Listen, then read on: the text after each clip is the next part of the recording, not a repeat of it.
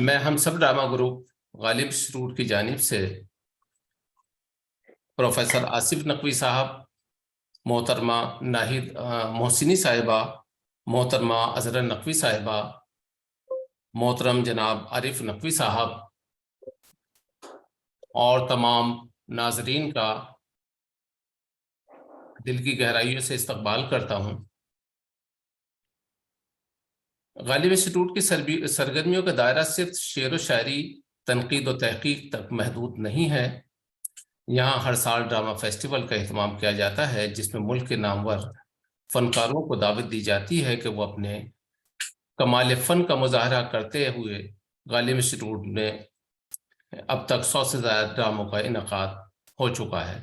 ہم سب drama group کے تحت اسٹریٹ پلے، ملاقات ایک فنکار سے، ڈرامہ فیسٹیول، داستان گوئی وغیرہ متعدد ثقافتی پروگرام پیش کیے جاتے رہتے ہیں۔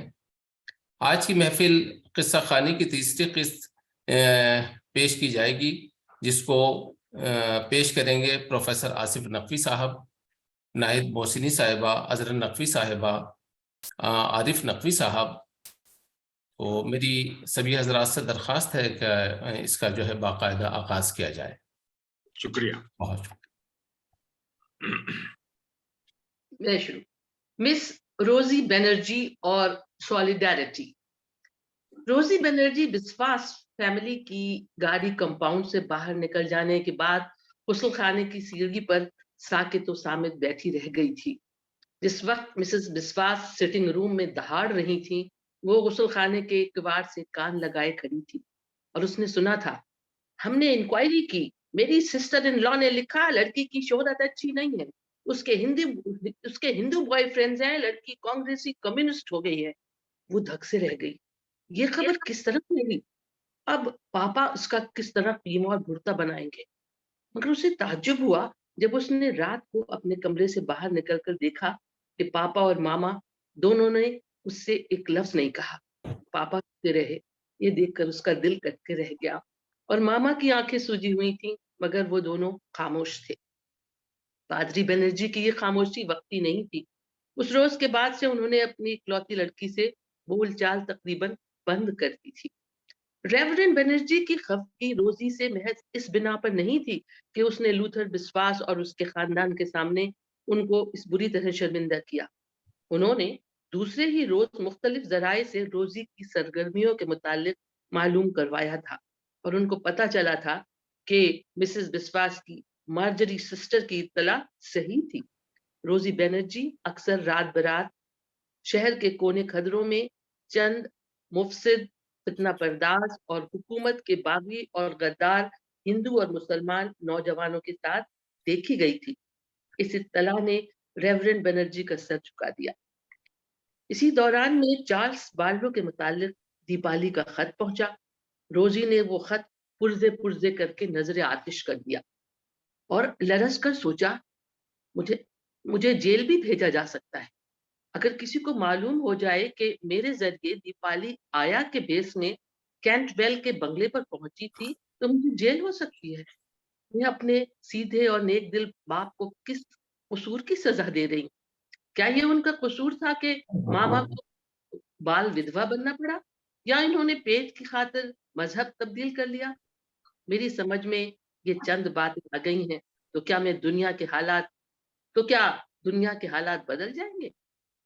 وہ اب خاموشی سے کالج جاتی اور واپس آ کر اپنے کمرے میں پڑھ رہتی۔ تعطیلات میں ایسٹر بنرجی نے شوہر کو سمجھا بجھا کر اس کے لیے لال منیر ہاٹ کا ٹکٹ منگوایا۔ شمالی بنگال سے واپس آ کر وہ پھر اپنی پڑھائی میں لگ گئی۔ کبھی کبھار جہاں آرا کے اثرات پر ارجمن منزل چلی جاتی، مگر ارجمن منزل کی عمارت اور آسائش اسے اور زیادہ مختلف کرتے۔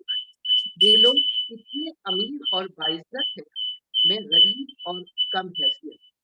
وہ گھٹیا چمریشن لوگ میرے گھر آ کر میرے ماں باپ کو ان کے پلاس کا تانا دے کر چلے جاتے ہیں، اور میرا باپ میری خاطر آنسو بہاتا ہے۔ آخر یہ سب کیوں؟ میں اس کا حل کس طرح تلاش کروں؟ پھر جہاں آرا نے اس کے لیے مولانا صاحب کے ہاں سگن بگیچے میں ٹیوشن لگا دیا۔ وہ لڑکی یاسمین بھی خاصی باولی سی تھی، جانے ہم لوگوں کا کیا حشر ہوگا۔ اور وہ شام کو وہاں جانے لگی۔ ایک روز وہ ٹیوشن لگوانے کا شکریہ ادا کرنے کے لیے ارجمن منزل گئی تو جہاں آرا نے بڑی حیرت سے اسے دیکھا۔ شمالی بنگال کی برہمن عورتیں بے حد گوری ہوتی تھیں اور روزی بھی اپنے سفید اور حسین رنگ و روپ کے لیے مشہور تھی۔ جہاں آرا نے اس سے کہا، روزی تم بالکل پیلی پڑ گئی، تم نے ان کو جلدا کیا، بہت اچھا کیا، اب کیوں کلس رہی ہو؟ سوچو، تم میں اتنی ہمت ہے کہ انکار کر دو، مگر جب میری اس طرح سے شادی طے کی جائے گی تو میں سر جھکا کر ہاں کر دوں گی۔ تمہاری شادی جہاں؟ روزی نے پوچھا۔ اچانک جہاں آرا گاؤں تکیے میں منہ چھپا کر رونے لگی۔ جیزس کرائسٹ، تم کو کیا ہو گیا جہاں آرا؟ روزی نے گھبرا کر کہا۔ کچھ بھی تو نہیں، جہاں آرا نے آنکھیں پوچھ کر کہا اور سیدھی ہو بیٹھی۔ روزی نے پہلی بار جہاں آرا کو تعجب سے دیکھا۔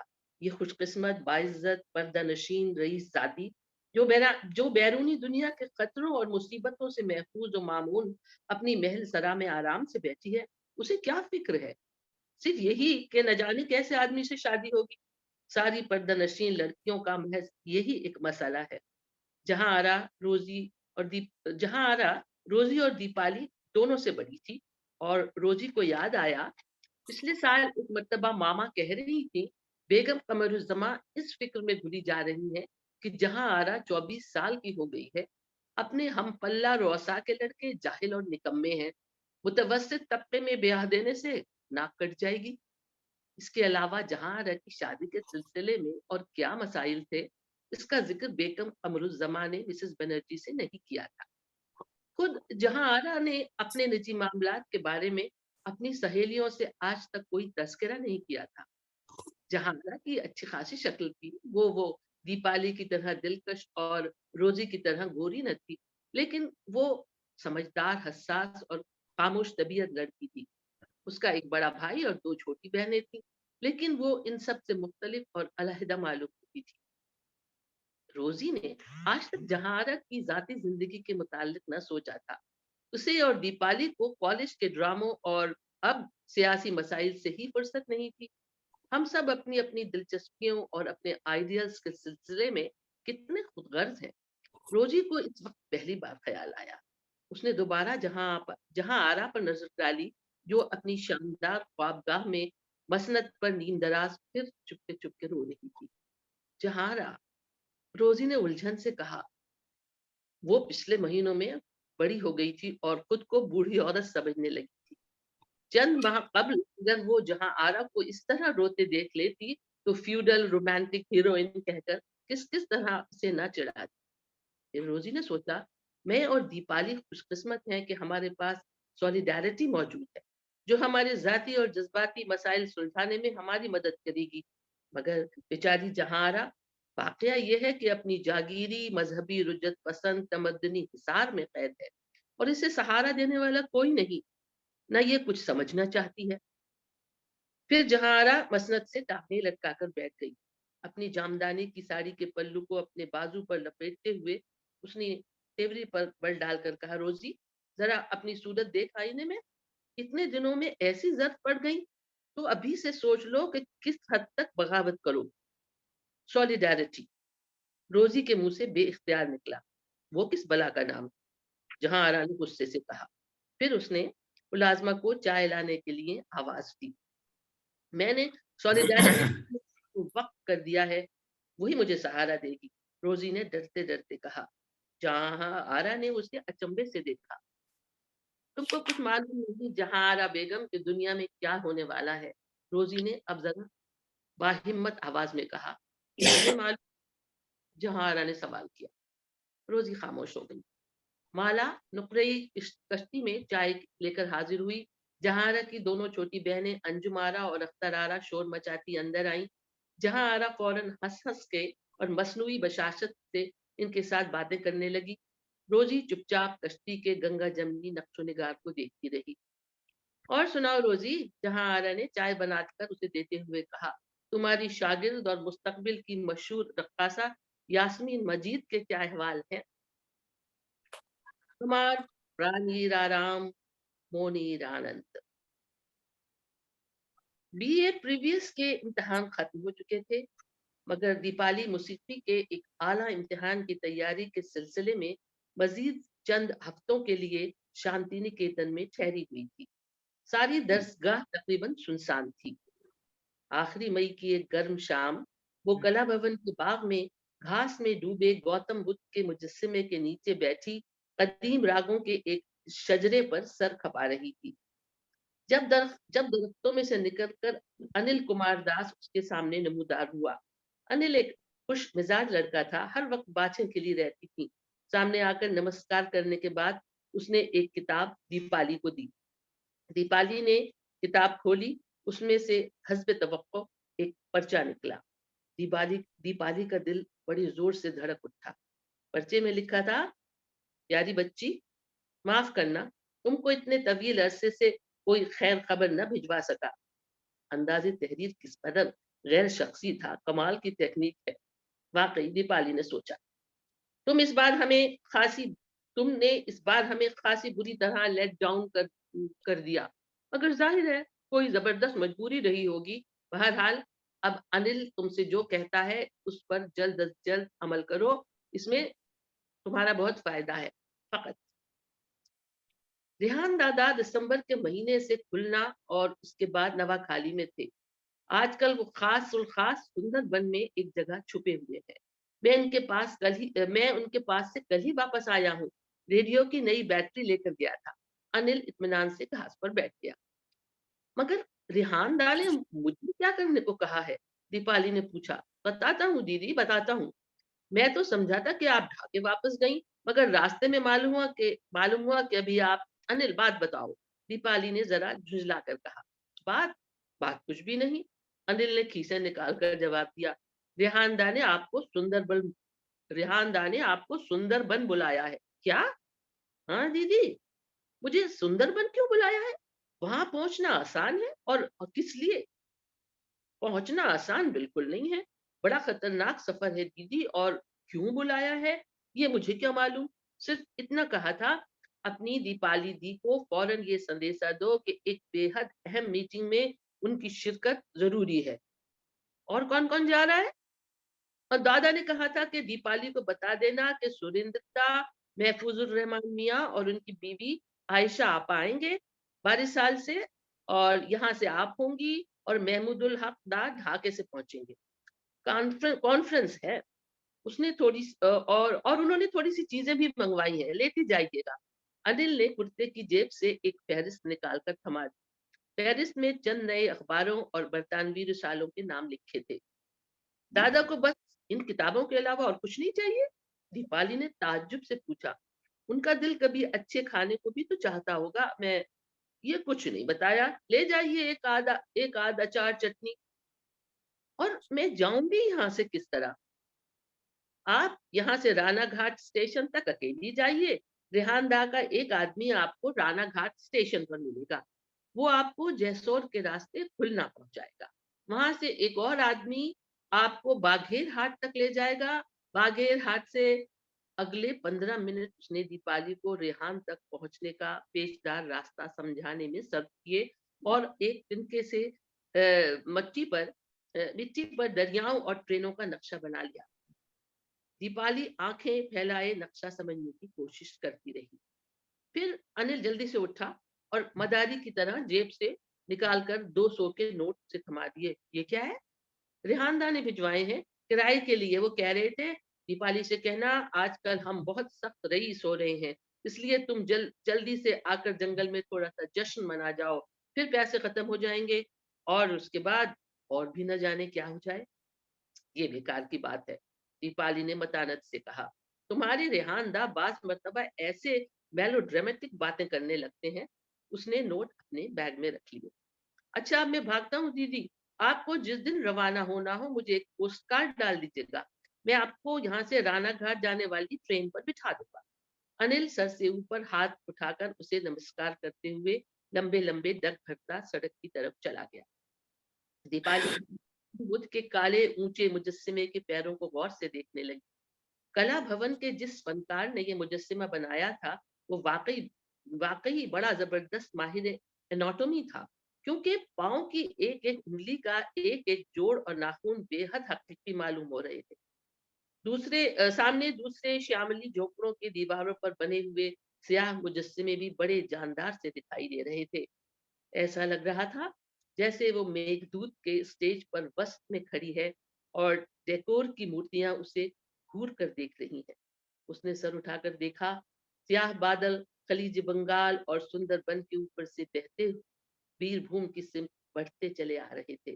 اس نے آنکھوں پر زور ڈال کر دھیان سے دیکھا تو سیاہ بادلوں میں ایک سفید بگلا اوپر اڑتا جا رہا تھا. وہ دل ہی دل میں خوب مسکرائی اور اس کا چہرہ متبسم تھا.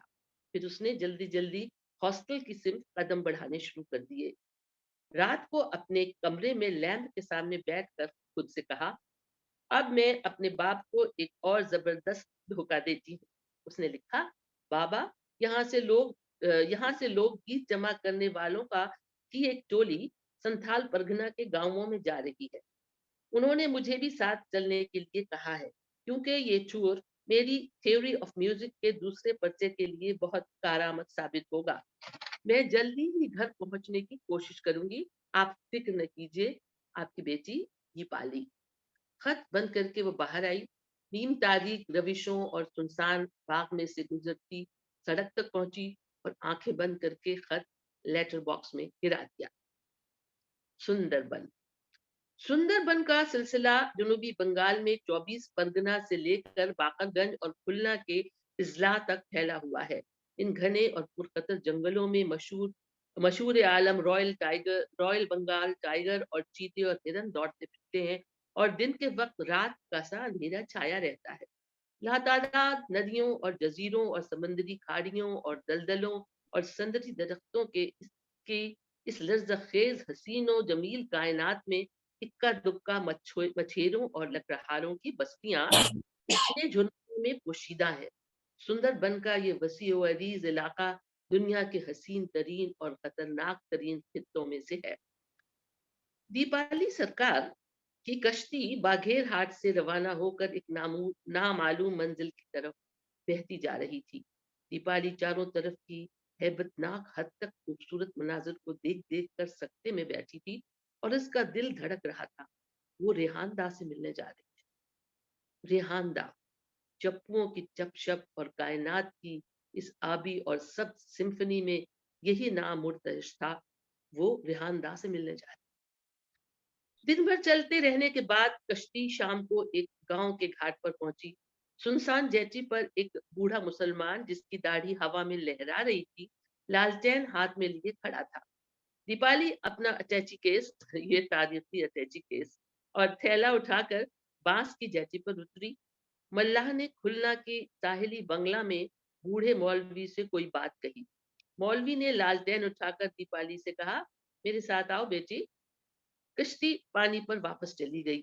دیپالی اب بھوک کے عالم میں ازلی جنگل میں تنہا کٹی تھی. میں کہاں سے کہاں آ گئی, اس نے حیرت اور خوف کے ساتھ سوچا. لیکن ریحان اس راستے کے سرے پر موجود ہے, میں محفوظ ہوں. بوڑھے نے بکس اور تھیلا اٹھا کر کندھے پر رکھ لیا. وہ اس کے ساتھ جیٹی پر سے اتر کر پگڈنڈی پر آ گیا. بوڑھا بلا کی پھرتی سے قدم اٹھا رہا تھا. شاید اس بوڑھے نے اپنی ساری عمر اسی جگہ پر گزاری ہے اور اسی جگہ اسی حالت میں مر جائے گا.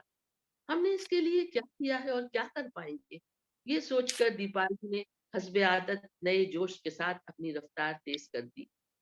باقی لوگ آ گئے, دیپالی نے بوڑھے سے پوچھا. وہ چپ رہا. دیپالی کو یکلخت ڈر سا لگا. پھر اس نے سوچا شاید یہ میرا شہری لہجہ نہیں سمجھ سکا. اس نے اپنا سوال دہرایا, دوسرے لوگ جو آنے والے تھے؟ بوڑھے نے نفی میں سر ہلایا. دیپالی متفکر ہو گئی. مگر کیا ہو سکتا تھا؟ اب کچھ نہیں ہو سکتا. مگر میں اتنی دہشت زدہ کیوں ہو رہی ہوں؟ حد ہے. اگر میں نے کوئی حماقت کی ہے تو اسے بھگتنا پڑے گا. ماں ماں ماں, دیپالی نے بے طرح ہڑبڑا کر دیوی سے دعائیں مانگنا شروع کر دی. آدھے گھنٹے میں وہ لوگ درختوں کے ایک جھرمٹ میں پہنچ گئے جس کے ایک طرف ندی بہ رہی تھی. سائیکلون کے تھپیڑوں سے شکستہ لیکن خوبصورت بانس کا جھوپڑا سامنے کھڑا تھا. برآمدے پر پھولوں کی بیلیں چلی ہوئی تھیں اور تاپ میں دیا جل رہا تھا. مولوی نے بکس اور تھیلا برآمدے کے کچے فرش پر رکھ کر آواز دی, زینب एक बूढ़ी औरत पैबंदों से भरी ऊदी साड़ी लपेटे अंदर से निकली। उसने झुककर दीपाली को गौर से देखा और मुस्कुराई, आओ आ जाओ। दीपाली ने उसे नमस्कार किया और उसके पीछे पीछे 3 कमरों के साफ सुथरे झोंपड़े में दाखिल हो गई। तुम्हारी खाट मैंने अपनी कोठरी में बिछा दी है। बराबर वाले कमरे में मौलवी साहब और मेरे दोनों बेटे रहते हैं। वो दोनों काम से खुलना गए हुए। दीपाली खाट पर बैठ गई। तुमको भूख लगी होगी। रास्ते में कुछ खाया था? ये लो। बूढ़ी औरत ने भुने हुए चावल के मीठे लड्डू एक रकाबी में रखकर उसे पेश किए और पानी का ग्लास उसके सामने रख दिया। ये गुर्बत और ये मेहमान नवाजी। दीपाली के हलक में कोई चीज आज की। इसकी हिचकिचाहट देखकर बूढ़ी औरत ने कहा, रेहान मियाँ बाहर नदी पर बैठे हैं, उधर। दीपाली ने गुर्बत का दूर से मुतालिया किया था। वो सफेद पोश तबके की नादारी से वाकिफ थी, जो इसकी अपनी नादारी थी। उसने शहर के गुरबा का इफलास देखा था, मगर ऐसी गुर्बत इसे आज तक नजर नहीं आई थी। उसने पलट कर पीछे देखा। मौलवी साहब जैनब बीबी के शौहर बरामदे में चटाई बिछाकर मगरिब की नमाज में महव हो चुके थे। उसने जैनब बीबी से चंद बातें की, एक लड्डू दांतों से कुतरा और लालटेन हाथ में लेकर पिछले बरामदे में निकली, जिसके ऐन नीचे नदी रवां थी। नदी के किनारे झोपड़े की तरफ पुश्त किए वो आहिस्ता से नीचे उतरी और उसके करीब जाकर बैठ गई। वो कोहनी पर सर रख के अपनी सोच में डूबा हुआ था। आहट पर उसने सर उठाया और मुस्कुराकर कहा, चौथी आ गई? हाँ। वो उसे शाबाशी देने के अंदाज में मुस्कुराया, good girl, brave little girl. उसके चेहरे से दाढ़ी गायब थी। आपने? दीपाली ने अपने चेहरे पर अंगूठा और उंगली फेरी। हाँ भाई, 2 ढाई बरस से किसी तरह इस कमबख्त दाढ़ी दाढ़ी से पीछा ही नहीं छुटता था। मुसलमान दाढ़ी, हिंदू दाढ़ी, बेहद झाड़ झंकाड़ हो गई थी। यहाँ इसकी जरूरत नहीं। आजादी से सारे में घूमता हूँ। आज सुबह तुम्हारे आने की तकरीब में मौलवी साहब के बड़े लड़के ने उस्तरा लेकर शेव किया। देखो, ठीक है ना? उसने अपनी ठोड़ी पर हाथ फेरा। उसके बाएं रुखसार पर उस्तरे का खफीफ सा जख्म था और खून की बूंद जम गई थी। नदी का रंग सुर्ख हो गया। दूर से शेरों के गरजने की आवाज आ रही थी। रेहान ने सर उठाकर उसे देखा और फिर कहा, अभी तुम्हारे आने से पहले मैं सोच रहा था। फिर उसने ठिठक कर पूछा, तुमने बिलावल पढ़ा है? थोड़ा सा। कोई नज्म याद है? रात सुर्ख और तारीख। हाँ, इधर देखो। रेहान ने दूर उफक की तरफ इशारा किया, जहां दरिया, समंदर और जंगल एक हो गए थे। सुर्ख और तारीख रात में एक हरी नाव। उसने पानी में उंगलियां डुबोकर आहिस्ता आहिस्ता अपनी खूबसूरत आवाज में कहना शुरू किया। हिलती डोलती, तूफान ज़दा, मुतहय्यर, खायफ, अराकान के साहिल की तरफ बढ़ रही थी। लेकिन तूफान आया। दीपाली ने मुस्कुराकर कहा। लेकिन तूफान आया, रेहान कहता रहा, और नाव साहिल के बजाय एक दूर दराज जजीरे से जा लगी। और नाव में से वो नौजवान निकला, भूखा, जख्मी, निढाल। वो रेत पर पड़ा था जब वो लड़की वहां पर आई और उसने कहा, मैं तुम्हें अपने घर ले जाऊंगी। इंसान को बेआसरा और मायूस नहीं होना चाहिए। तुम इंसान हो ना? तारीख, तन्हा, गजबनाक समंदर की रूह तो नहीं हो? वो ठिठक गई और रेहान को देखकर बिलावल के अल्फाज में सवाल दोहराया। रेहान ने इकरार में सर हिलाया, क्योंकि बाली कहती रही, समंदर अपने गैज में मुब्तला सारे कुर्रे अर्ज के साहिलों से टकराता है, मगर जमीन तक नहीं पहुंच पाता। जमीन मजबूत है। उसने इंसानियत के मजालिम का बोझ अपने ऊपर उठा रखा है। समंदर तो एक छोटी सी नौका को भी सहारा नहीं दे सकता। उसका मुकाबला करने के लिए बड़े बड़े बेओर पंखी जहाज चाहिए, ऐसे बजरे जिसको 14-14 मांझी खेते हैं। और उस लड़की ने अलावल से कहा था, धरती पर घर बने, आसमान खूबसूरत है, चांद खूबसूरत है, मगर चांद में घर नहीं है। घर नारियल के साय में बनते हैं।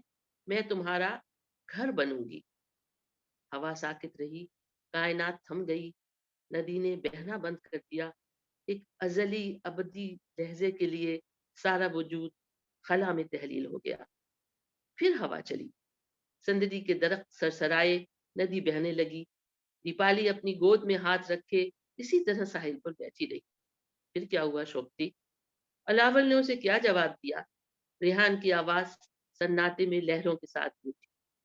مجھے پتہ نہیں، آگے مجھے یاد نہیں، دیپالی نے جواب دیا۔ پھر اس نے سادگی سے پوچھا، آپ نے مجھے کیوں بلایا ہے؟ ایک اہم کانفرنس کے لیے، ریحان نے سنجیدگی سے کہا۔ باقی لوگ ابھی نہیں پہنچے؟ سریندر دا وغیرہ اور عائشہ آپا؟ نہیں، بس آپ آتے ہی ہوں گے۔ میں آپ کی ساری چیزیں جو منگوائی تھی لیتی آئی ہوں۔ گڈ۔ دیپالی نے بیگ میں سے 200 کے نوٹ نکال کر اس کی طرف بڑھائے۔ یہ آپ کے پاس کہاں سے آ گئے تھے؟ اس نے چونک کر نوٹوں پر نظر ڈالی۔ ہمیں اپنی کتاب کی رائلٹی ملی تھی، مگر تم کیسے آئیں یہاں تک؟ ہم بھی رئیس ہو گئے ہیں، ہمیں اپنے ریکارڈوں کی رائلٹی ملی تھی۔ اوفو، تو اس وقت گویا 2 سرمایہ دار سندر بن میں آؤٹنگ کر رہے ہیں۔ اس نے شگفتگی سے ایک کنکر پانی میں پھینکا۔ دیپالی پھر بڑی متفکر نظر آئی۔ ریحاندہ، کہو۔ وہ کنکر اٹھا کر ندی میں پھینکتا رہا۔ باقی لوگ کہاں ٹھہریں گے؟ ارے بھائی، اس نے چونک کر جواب دیا، کیا باقی لوگ کر کے بور کر رکھا ہے؟ کیوں؟ وہ قہقہا لگا کر ہنسا اور اٹھ کر کھڑا ہو گیا۔ دیپالی نے بھونچکی ہو کر اسے دیکھا۔ تو آپ نے اونل سے جھوٹ بولا تھا؟ بالکل، اور آپ کا خیال تھا میں چلی آؤں گی۔ میرا خیال صحیح تھا۔ دیپالی غصے سے دوسری طرف مڑ گئی۔ شوکتی، اس نے جواب نہیں دیا اور ندی کے کنارے کنارے چلنے لگی۔ شوکتی، وہ اور آگے بڑھ گئی۔ ایسے ہی چلتی چلی جاؤ تو سیدھے ڈھاکے پہنچ جاؤ گی، مگر ذرا خیال رکھنا، وہ تمہارے سامنے ایک آدم خور گھڑیال بیٹھا ہے۔ ریحان نے بشاشت سے آواز دی۔ سامنے ندی کی سطح پر ایک سیاہ لکیر نظر آ رہی تھی۔ ایک گھڑیال تیزی سے دوسرے کنارے کی طرف بڑھ رہا تھا۔ دیپالی چیخ مار کر واپس پلٹی۔ ریحان کھلکھلا کر ہنستا ہوا سیڑھی پر بیٹھ گیا۔ دیپالی اس سے کچھ فاصلے پر دوسری سیڑھی پر آ بیٹھی۔ ندی کا پانی سیاہ ہو چکا تھا اور دوسرے کنارے پر سندری کے جھنڈ سرسرا رہے تھے۔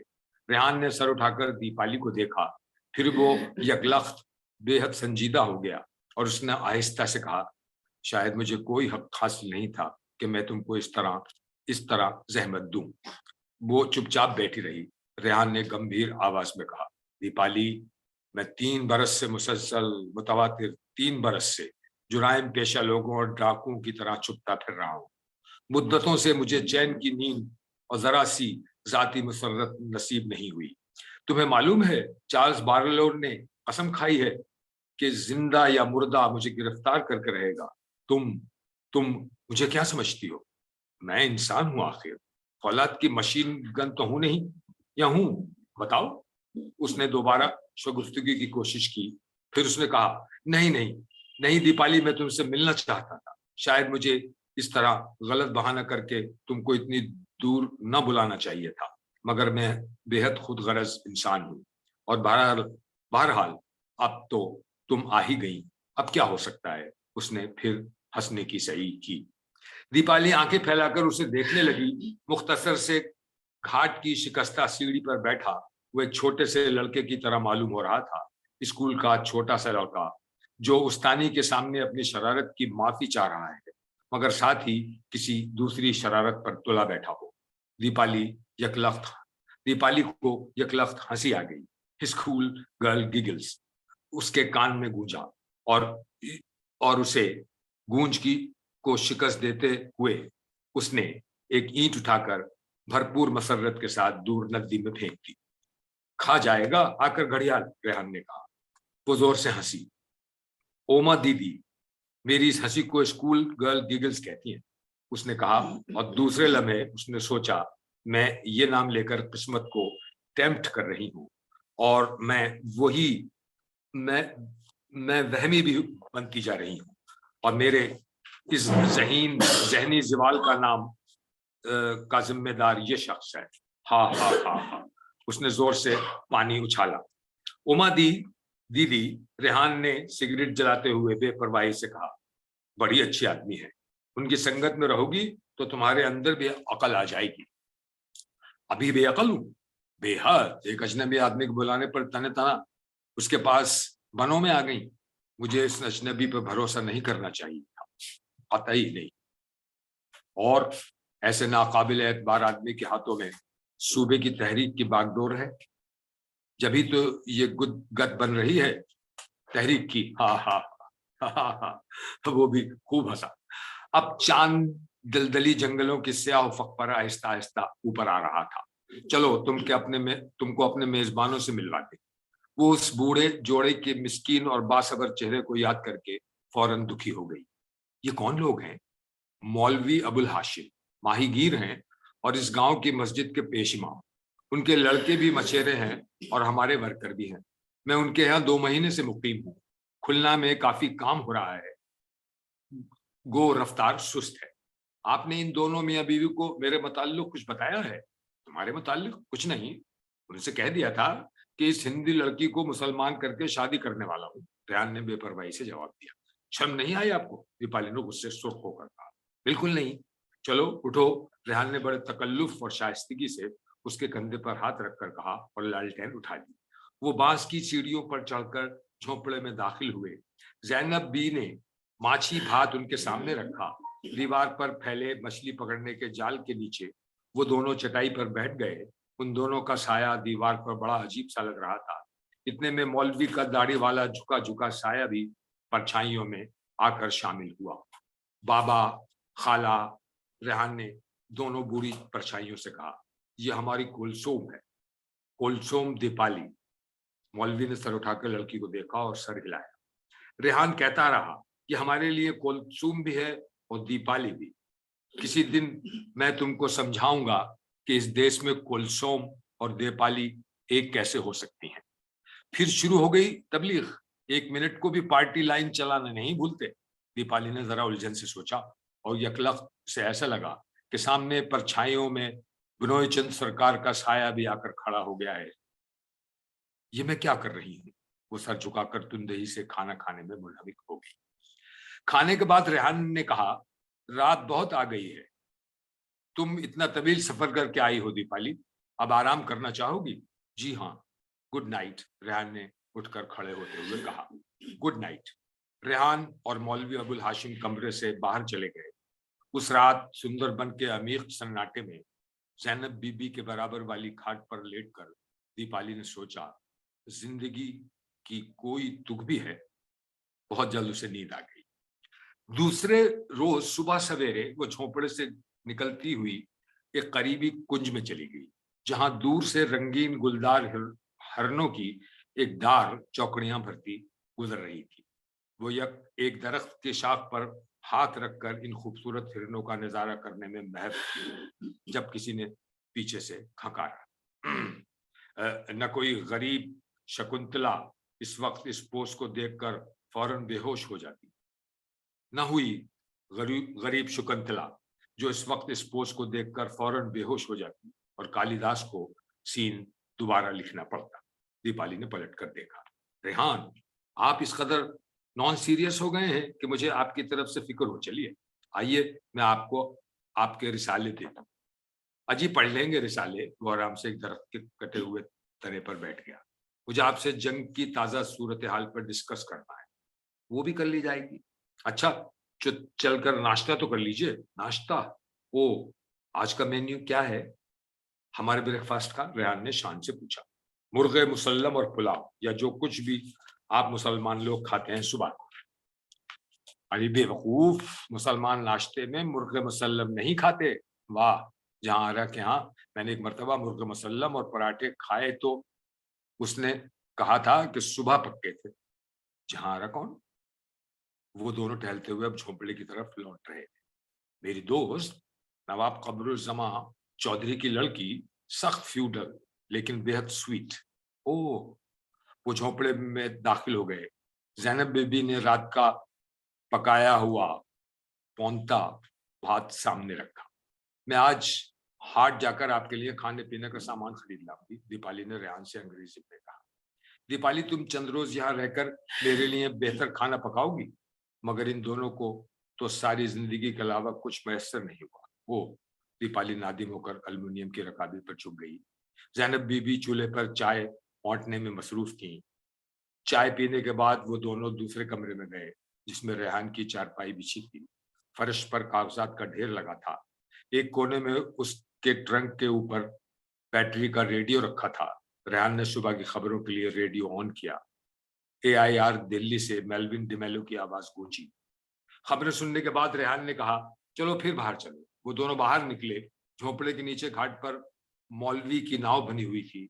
مولوی صاحب دن بھر کے لیے کسی کام سے گاؤں جا چکے تھے اور پانی کی سطح پر بحری عقاب مچھلیوں پر جھپٹا مار رہے تھے۔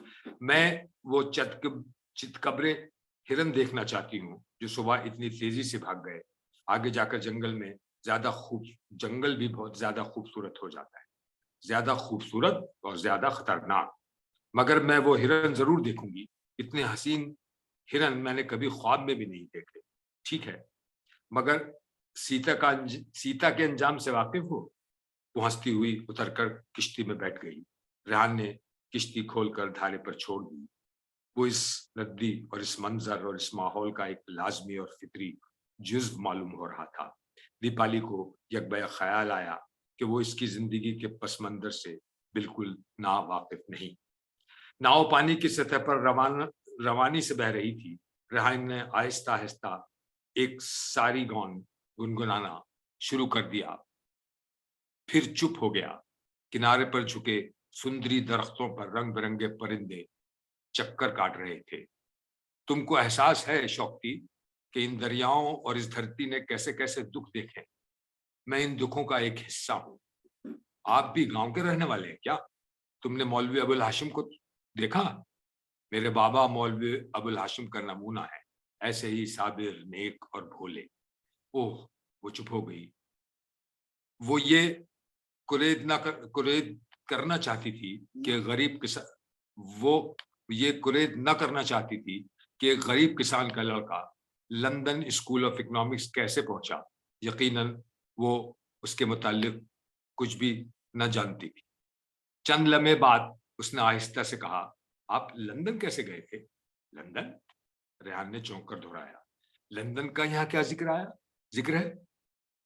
یہ اپنا ملک دیکھو اور دیکھو کہ لندن نے اس کے ساتھ کیا کیا۔ وہ خاموش ہو گیا۔ میں 1935 میں لندن گیا تھا۔ تو میرے حالات زندگی جاننا چاہتی ہو تم؟ میں نے علی گڑھ سے ہائی اسکول اور FA کیا تھا۔ علی گڑھ؟ ہاں، یہ تمہارے لیے تقریباً اجنبی نام ہے، مگر یہ ملک اور قوم کی ایک بے حد اہم داستان کا ایک حصہ ہے، اور اس داستان سے تم کو واقف ہونا چاہیے۔ پھر میں نے ڈھاکے لوٹ کر BA اور کلکتہ سے MA کیا۔ اسی زمانے میں تمہارے چچا کی کتاب بنگال کی اقتصادی تاریخ پڑھی تھی۔ وہ رک کر کسی سوچ میں کھو گیا اور پھر چپو چلانے شروع کی اور کہنے لگا، اس وقت مجھے معلوم نہ تھا کہ ان کی بھتیجی کوئی سڑیل سی لونڈیا کسی اسکول میں پڑھ رہی ہے اور ایک دن میری زندگی میں سائیکلون کی طرح داخل ہوگی۔ دیکھو کھلنا کی مناسبت سے کیسی برمحل تشبیہ دی ہے۔ وہ اداسی سے ہنسا۔ بہت خوب، آگے چلیے۔ اس کے بعد ایک وظیفے پر لندن چلا گیا۔ وہاں میں اور اما اور اکشے اور بہت سے لوگ اکٹھے ہو گئے۔ ہمارا بڑا ہی تاریخی قسم کا گروہ تھا وہ، اور واپس آتے ہی آپ کود پڑے انقلاب کے شعلوں میں، دیپالی نے کہا۔ وہ کھلکھلا کر ہنسا۔ پھر اس نے کہا، کلکتہ میں چند سال ہوئے پروگریسو رائٹرز کی دوسری کانفرنس ہوئی تھی، اس میں تمہیں آنا چاہیے تھا، بڑا خیز تجربہ تھا۔ آپ بھی لکھتے ہیں؟ ریحان نے اس سے آنکھیں پھاڑ کر دیکھا۔ ارے تم کتنی جاہل ہو، یہ رائلٹی مجھے ابھی کس لیے ملی ہے؟ اور وہ جو میں نور الرحمان بنا رسالہ ایڈٹ کر رہا تھا، تو کیا گھاس کھود رہا تھا؟ دیپالی، کیا تم نے واقعی میری کتاب نہیں پڑھی؟ اما نے تم کو نہیں دی پڑھنے کو؟ کیا افسانے لکھتے ہیں؟ ریحان نے چپو چھوڑ کر آسمان کی طرف احتجاجاً ہاتھ پھیلایا۔ اوہ لڑکیاں، اس نے فریاد کی۔ نہیں، سچ بتائیے، میں افسانے نہیں لکھتا ہوں، نہ شاعری کرتا ہوں، ٹھوس کام کرتا ہوں۔ تھوڑا سا انکسار आपको कोई तकलीफ नहीं पहुंचाएगी, दीपाली ने हंसकर कहा। आपकी किताब का क्या नाम है? 19वीं सदी में बंगाल की ज़रई हालत, रेहान ने मुंह लटका कर कहा। अरे प्यारी दीपाली, अरे दीपाली, तुम बड़ी जाहिल निकली। और ये प्रोग्रेसिव राइटर्स क्या होते हैं? रेहान ने आंखों पर हाथ रख लिए और कराहा, नहीं प्लीज बताइए ना। अभी जब कॉलेज वापस जाओगी तो गुरुदेव ने जो पैगाम कॉन्फ्रेंस के नाम भेजा था वो पढ़ ले, समझ में आ जाएगा। गुरुदेव ने क्या कहा था? उन्होंने कहा था कि मेरी तरह गोशानशीन बनकर काम नहीं चल सकता। उमा देवी को चाहिए था कि तुम्हें ये सब बातें बताती। उमा देवी? उमा देवी? आपने बहुत से लोगों को आइडियलाइज कर रखा है। हाँ, कौन कौन? बहुत सारे हैं, उनमें से एक तुम भी हो। दीपाली, तुम कल्चरल फ्रंट पर काम करोगी, आप जो कहेंगी करूंगी। कश्ती अब दरख्तों की सुरंग में से गुजर रही थी। मगरिब में भी यही सब हो रहा है, जद्दोजहद, दीपाली ने पूछा। मगरिब में? स्पेन में एक खुरेज जंग लड़ी जा चुकी है दीपाली। मुझे और बताइए, लंदन के मुताल्लिक, जब आप वहां तालिब इल्म थे। जब हम वहां तालिब इल्म थे, रेहान चप्पू एक तरफ रखकर नीम दराज हो गया। तो वाकई रिलैक्स कर रहा था, वो वाकई रिलैक्स कर रहा था। उस जमाने में वहां बड़े माकूल लोग जमा थे। मुल्क राज आनंद और सज्जाद जहीर और ज्योति घोष ने मिलकर PWA कायम की थी। आप इंग्लैंड ही में तहरीक में शामिल हो गए थे? दीपाली ने बात काटी। हाँ, और वापस आकर देखा कि हमारे साथी अलीगढ़ और लखनऊ और जामिया मिल्लिया और कलकत्ता और सब जगहों के नौजवान हमारे साथ देने के लिए तैयार हो चुके थे। पुराने दहशत पसंद भी अब हमारी तरफ आ चुके थे। शौकती, हम लोग खुशकिस्मत हैं जो इस जमाने में पैदा हुए और मुल्क के लिए कुछ कर सकने के अहल हैं। सुरंग के इख्तिताम पर पहुंचकर रेहान ने किश्ती मोड़ ली। आगे घड़ियालों की राजधानी है, अब वापस चलते हैं, उसने कहा। वापसी में रेहान खामोशी से पतवार चलाने में मसरूफ रहा। बादल घिराए थे और सूरज कभी कभी बादलों में से नमूदार होकर चमकने लगा था। लकलक और राम चिड़ियां सारे में उड़ती फिर रही थी। घर पहुंचकर उन्होंने खाना खाया और अपने अपने कमरों में आराम करने के लिए चले गए। तीसरे पहर को रेहान ने दीपाली के दरवाजे पर आकर आवाज दी, शौकती यहाँ आना। तो दीपाली घाट पर सारी बिछाकर अपने थैले का तकिया बनाए बेखबर सो रही थी। जैनब बीबी घड़ा लेकर शाम के पकाने और रेंधने के लिए पानी लेने नदी पर गई हुई थी। रेहान जरा झिझकता हुआ अंदर आ गया और किवाड़ से लगकर ख्वाबीदा दीपाली को देखने लगा। शौकती, उसने चंद मिनट बाद फिर आहिस्ते से आवाज दी। वो हड़बड़ाकर उठ बैठी। वो रिसाले कहाँ हैं? रेहान ने यूं ही बेमकसद सवाल किया। अभी लाती हूँ। रेहान जरा अहमकों की तरह खड़ा सर खुजाता रहा, फिर अपने कमरे में चला गया। दीपाली अखबार और रिसाले उसके पास ले गई। आओ बाहर रोशनी में बैठकर पढ़ते हैं, रेहान ने कहा। वो ये रिसाले हासिल करके वाकई बेहद खुश नजर आ रहा था, जैसे सूखे धानों में पानी पड़ गया हो। बरामदे में चटाई बिछाकर वो सूरज के डूबने तक रिसालों का मुताला करते रहे। रेहान दीपाली को मुख्तलिफ मज़ामीन के नुकात समझाता गया। सामने घाट पर नाव आकर रुकी। मौलवी साहब उतरे। जैनब बीबी ने अंदर से आवाज दी, खाना तैयार है। खाने के बाद दीपाली फिर बरामदे में जाकर खड़ी हुई और उफक पर तैरते हुए चांद को देखने लगी। रेहान नजदीक के खंबे से टिक कर खड़ा हो गया। रात का अंधेरा सैलाब की तरह बढ़ता आ रहा था। जिंदगी का एक और दिन खत्म हो गया, एक अनमोल दिन गुजर गया। एक शेर पढ़ा जा चुका, रेहान ने कहा। फिर उसने मुड़कर दीपाली को आवाज दी, गुड नाइट दीपाली। वो अपने कमरे में घुस गया। दूसरे दिन वो पगडंडियों से गुजर कर गांव में गए, किसानों और मच्छरों से बातें करते रहे और रात गए वापस आए। रास्ते में दीपाली की सारी एक झाड़ी में उलझ गई। रेहान उसकी मदद करने के लिए जमीन पर दोजानू बैठ गया। कांटे निकालते हुए उसने सर उठाकर दफतन पूछा, सारी पर याद आया, तुम्हारी चोरी का पता चल गया? जी हाँ। वो एक पत्थर पर बैठ गई और चांद की रोशनी में सारी के चाक पे गिरह लगाने की कोशिश करने लगी।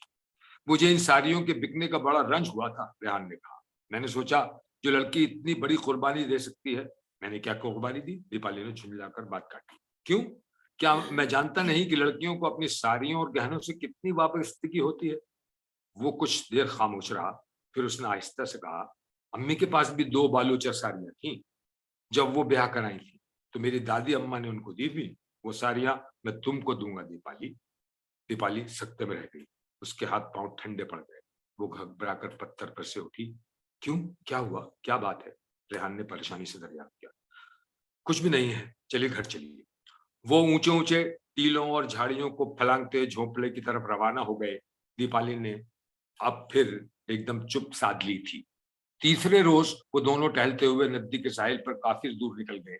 जब अचानक दूर से एक लॉन्च नजर आई। दीपाली सहम कर एक दरख्त की ओट में छुप गई। ये सरकारी लॉन्च थी, गालिबन मामूल के दौरे पर इस तरफ से गुजर रही थी, या शायद कुछ सरकारी अफसर शिकार के इरादे से इधर आए थे।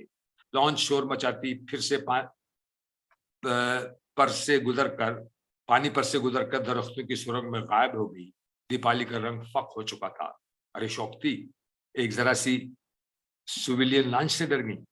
दूर से गोलियां चलने की आवाज आई। उमा, दीपाली ने खौफजदा होकर कहा। रेहान हंसने लगा। घबराती क्यों हो भाई?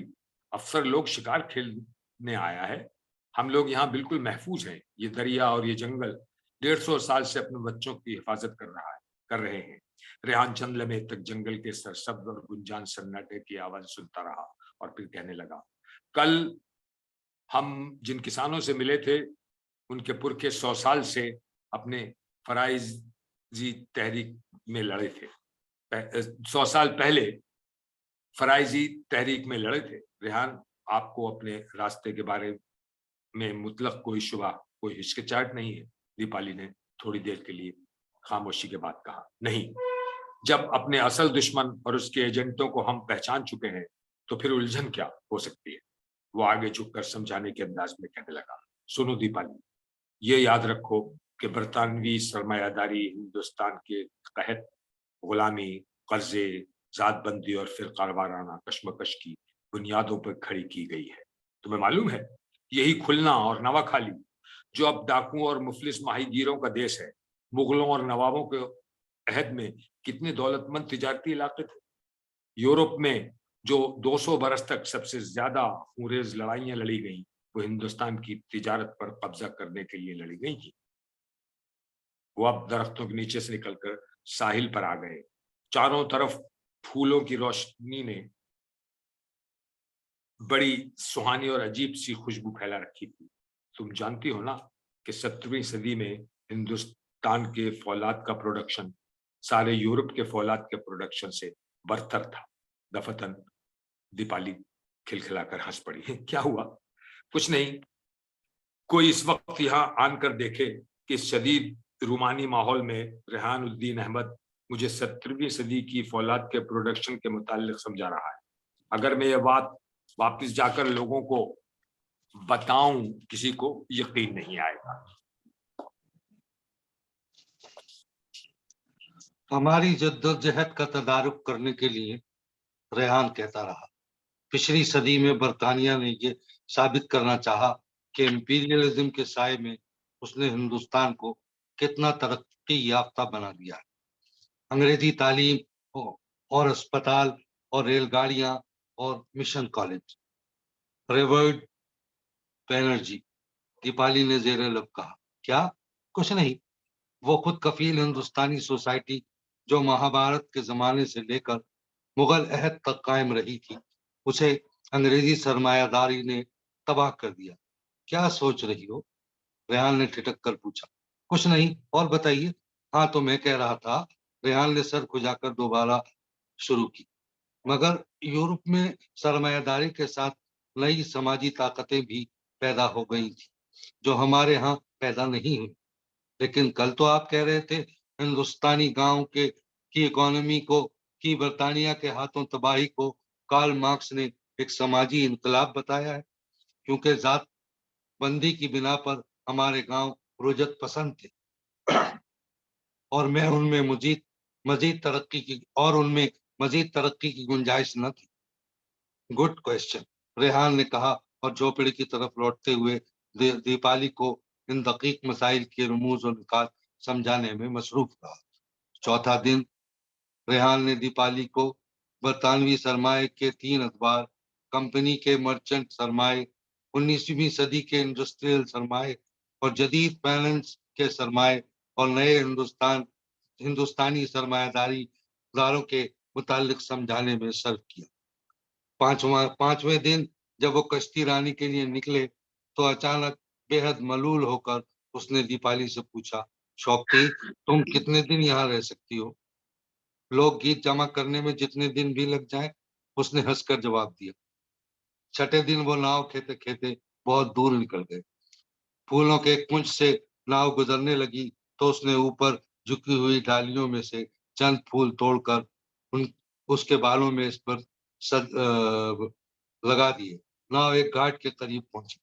बंगाल के हिंदू अवाम का अकीदा है कि जब राम और सीता ने वनवास लिया तो उन्होंने काफी अरसा सुंदरबन में गुजारा था। काठियावाड़, बस्ती और जनूबी हिंद से लेकर चटगाम तक इन इलाकों के वासियों का अपने जंगलों के मुतालिक यही अकीदा है। इन जंगलों में राम और सीता उन्हें अब भी चलते नजर आते। सुंदरबन के इसी तकद्दुस की वजह से नवाखाली और खुलना के जंगलों और दरियाओं और संदीप के जजीरों में पुराने मंदिरों, मठों और सन्यासियों के झोपड़ों की बहुतायत। रेहान ने नाव जिस जगह किनारे से बांधी उसके करीब ही जंगल में एक पुराना मंदिर नजर आ रहा था।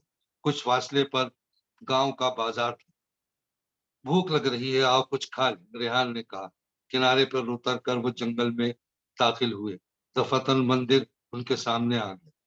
दीपाली ने गैर इरादी तौर पर आंचल से सर ढक लिया। 10वीं सदी का मंदिर है, रेहान ने कई आलूद मोहब्बत पर नजर डालकर माहिराना अंदाज में कहा। ओफो, हमारे काबिलियत के हालत खराब, दीपाली ने मुस्कुराकर कहा। आओ अंदर चलकर देखते हैं। ये तो बहुत ही तारीखी इमारत मालूम होती है। ये स्कल्पचर देखो, सरियन सैन सैन पीरियड। एक बूढ़ा धुंधा पुजारी अंदर से परछाई की तरह बरामद हुआ। रेहान चप्पलों समेत दीवार पर चढ़कर मूर्तियों के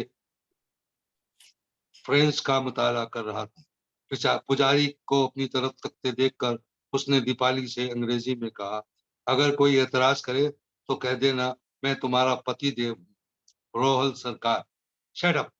पुजारी ने नजराने की उम्मीद में मुस्कुराकर दीपाली को अंदर बुला लिया।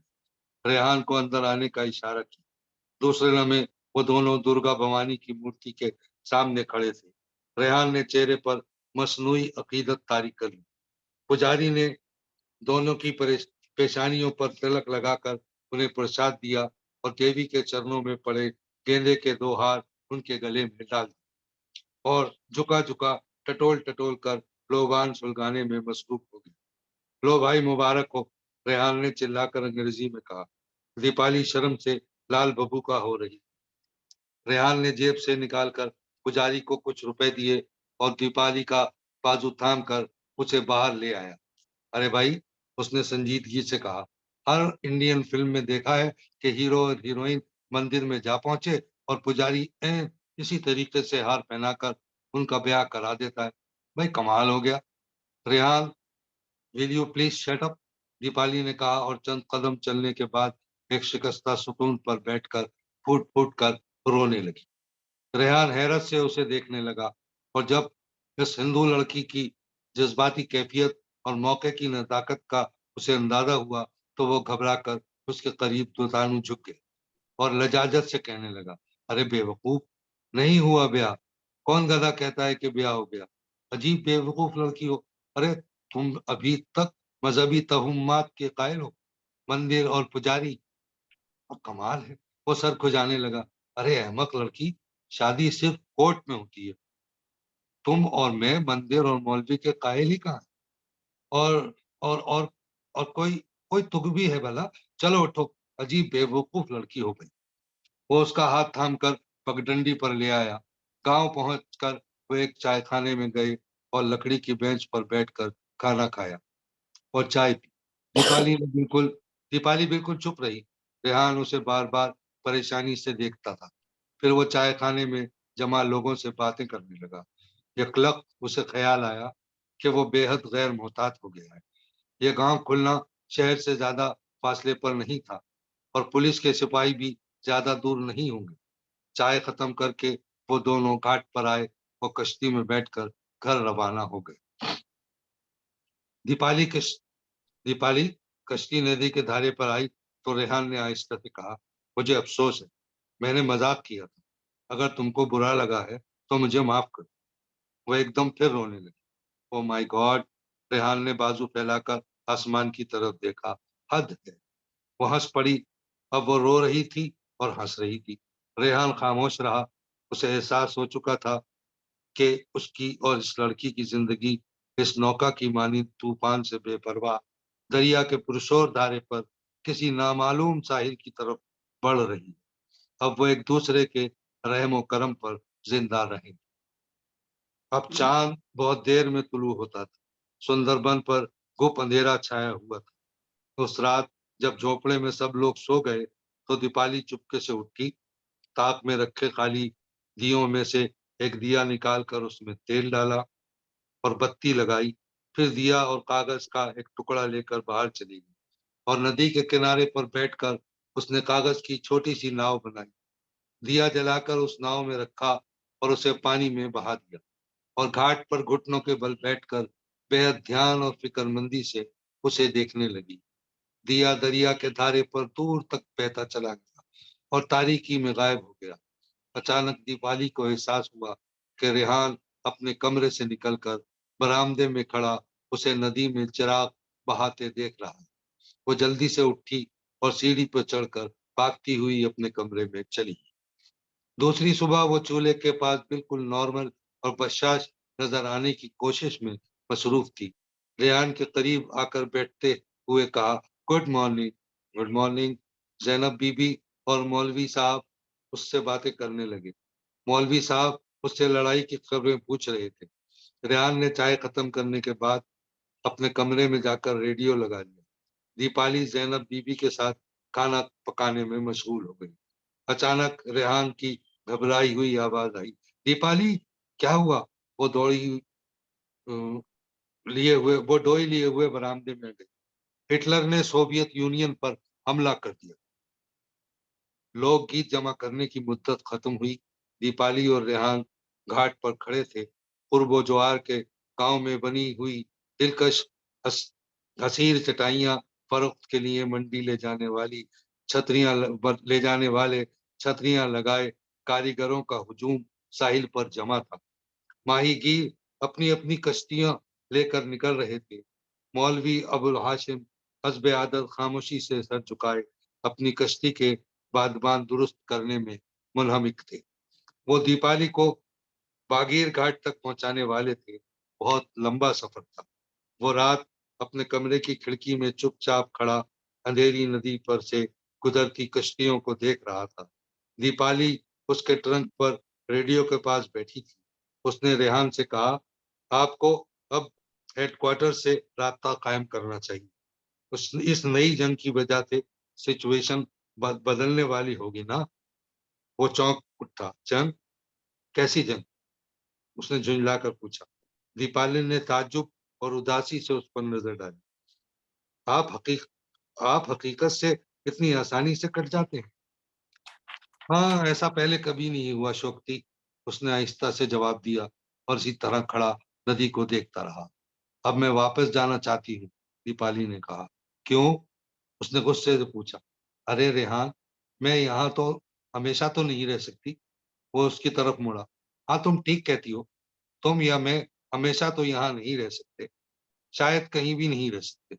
फिर चंद लम्हों बाद उसने बरामदे में जाकर मौलवी अबुल हाशिम से दीपाली की वापसी के इंतजामात के मुतालिक बातचीत शुरू कर दी थी। ये 3 दिन पहले की बात थी। आज वो सुंदरबन से वापस जा रही है। बागीर घाट पहुंचकर वो स्टीमर के जरिए बारिसाल और फरीदपुर के दरियाओं पर से गुजरती नारायणगंज चली जाएगी। रेहान अब परेशानी के साथ कलकत्ते के खुफिया हेडक्वार्टर से किसी इत्तला का मुंतजर था। पार्टी के सारे बड़े बड़े लीडर दूर तपते हुए राजस्थान की देवली झील में बंद थे। देवली जेल में बंद थे। उनके पास से स्मगल होकर किसी नए डायरेक्टिव का कलकत्ता होते हुए सुंदर पहुंचना हफ्तों का नुस्खा था। सुंदरबन पर बारिशें शुरू हो चुकी थी। मैं यहाँ कब तक रहूंगा?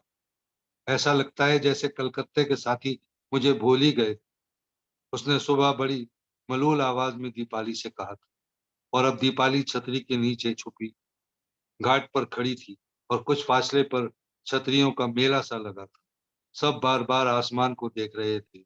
जड़ी लगती है तो सुंदरबन के जंगल और खाल और दरिया और साहिल और समंदर सब पानी में डूब जाते हैं। जैसे किसी ने एक बड़े से वाटर वाटर कलर लैंडस्केप को वॉश के बाद पानी की चिलमची में छोड़ दिया और सारे रंग पानी में फैलकर आपस में गटमट हो जाए। रेहान छतरी लगाए दीपाली के करीब खड़ा था। अचानक उसने बड़े गुस्से से कहा, तुम भी जा रही? चले चलो बेटी कुलसुम, मौलवी अबुल हाशिम ने आवाज दी और वो और जैनब बीबी उसे बाज़ाब्ता कुलसुम ही पुकारते थे। उन्हें यकीन कामिल था कि बहुत जल्द ये लड़की रेहान के हाथों पर मुशर्रफ व इस्लाम होकर उससे निकाह कर लेती। जाने रेहान ने इन दोनों भोले भाले मियाँ बीवी को क्या पट्टी पड़ा रखी। जैनब बीबी ने एक रात रेहान से बड़ी राजदारी से कहा था कि कुलसुम को मौलवी साहब कलमा पढ़ा दें और शरबत के प्याले पर निकाह हो जाए। यूं भी ये बरसात का जमाना और शादियों का मौसम था। इन बेचारी ने बरसों से सेंध कर रखी हुई एक नई सूती साड़ी भी निकाल कर रेहान को पेश कर दी थी। ये साड़ी उन्होंने अपनी बहू के लिए रखी थी। जब रेहान ने उनको समझाया कि पहले उसे गांव जाकर अपने बाप से भी इजाजत लेनी है, तब वो ये साड़ी अपनी तरफ से तोहफतन देने पर मुसर रही थी। रेहान के इनकार पर उन्होंने कहा था, हमें गरीब समझकर तुम हमसे ये तोहफा नहीं लेना चाहते भैया। रोने लगी थी। लेकिन रेहान बेहद छटपटाया था। उसे मंदिर वाले वाक़े के बाद अब दीपाली से ये किस तरह कहे कि ये सुर्ख साड़ी भी ले लो जिसे पहनाकर ज़ैनब बीबी तुम्हें दुल्हन बनाना चाहती है। अजीब घपला हो रहा है। ये खुदा की कसम, उसने बेहद उलझ कर सोचा था, मगर ज़ैनब बीबी का दिल रखने के लिए वो सारी उनसे लेकर ट्रंक पर रखे हुए अखबारों के नीचे छुपा दी। ज़ैनब बीवी के जाने के बाद दीपाली रेडियो सुनने के लिए उसके कमरे में आई और ट्रंक पर बैठने के लिए उस पर से अखबार उठाए तो नीचे सुर्ख साड़ी पर उसकी नजर पड़ी और रेहान खुद शर्म से सुर्ख होकर फौरन कमरे से बाहर भाग गया था। दीपाली छतरी जरा ऊंची करके उसकी तरफ मुड़ी। वो दूसरी तरफ देखने लगा। इतने में दोनों क्या देखते हैं कि ज़ैनब बीबी अपनी शिकस्ता छतरी लगाए बगल में एक बंडल दावे उफ्ता खेजा पगडंडी पर से भागती चली आ रही। नजदीक आकर उन्होंने अखबार में लिपटी हुई सुर्ख साड़ी दीपाली के हाथों में ठूंसी और कुछ कहे सुने बगैर उसी सूरत से घाट की भीड़ में गायब हो गई। चंद कतरे टप टप बंडल के कागज पर गिरे। दीपाली ने ऊपर देखा, बारिश आ गई। वो दोनों चुपचाप खड़े दरिया के मंजर को देखते रहे। कश्तियों ने लंगर उठा दिए थे, बादबान खोल दिए गए थे। किस्म किस्म की कश्तियां सतह आप पर बिखर चुकी थी। मौलवी अबुल हाशिम ने अपनी कश्ती जेटी से लगा दी और दोबारा पुकारा, कोलसोम बेटी, अल्लाह का नाम लेकर आ जाओ। अल्लाह तुम लोगों का निगहबान। अल्लाह, दीपाली ने चुपके से दिल में दोहराया। सुर्ख साड़ी का बंडल मजबूती से बाजुओं में जकड़कर आगे बढ़ी और कूद कर कश्ती में बैठ गई। मौलवी साहब का छोटा लड़का, जो अब तक चटाई की छत के नीचे के अंदर दीपाली का सामान रखने में मशगूल था, बाहर निकला और दोनों बेटों ने चप्पू संभाले। रेहान ने घाट की सीढ़ियों पर आकर अलविदा कहने के लिए एक हाथ उठाया और फिर गिरा दिया। ऐन उसी वक्त एक नौका कश्तियों की भीड़ में से तेजी से निकलती सामने आकर मौलवी साहब की कश्ती से लग गई। मौलवी साहब का हमशक्ल एक दाढ़ी वाला नौजवान कूद कर घाट पर उतरा।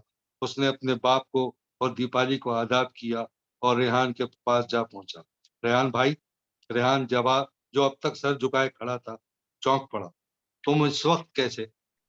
अबुल कासिम ने अपनी तहमत पर बंधी पेटी के नीचे से एक कागज निकाला और आहिस्ता से कहा, उमा देवी ने आपको कलकत्ते फौरन बुलाया।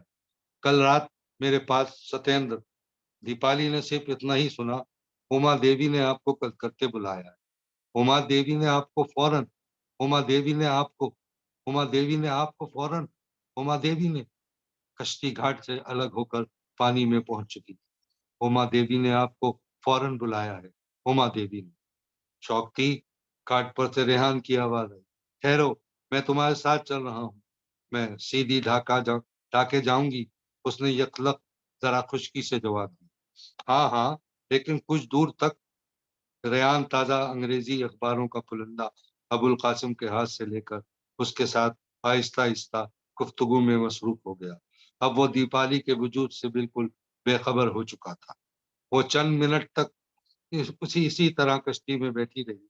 फिर मौलवी अबुल हाशिम ने आंखों आंखों में उसे इशारा किया कि वो घाट पर उतर आए।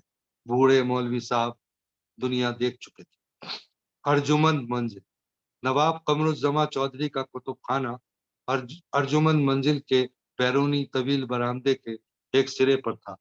वो इस कमरे में स्याह और सफेद टाइलों के फर्श पर बेशकीमत कश्मीरी कालीन बिछा था, जिसमें बना हुआ शजरे हयात का ईरानी नमूना अब काफी घिस चुका था। दीवारों के बराबर लहीम शहीम अलमारियां इस्तादा थी। बड़े दरीचे के नीचे जो पहलू के बाग में खुलता था, नवाब साहब की आराम आराम कुर्सी बिछी थी।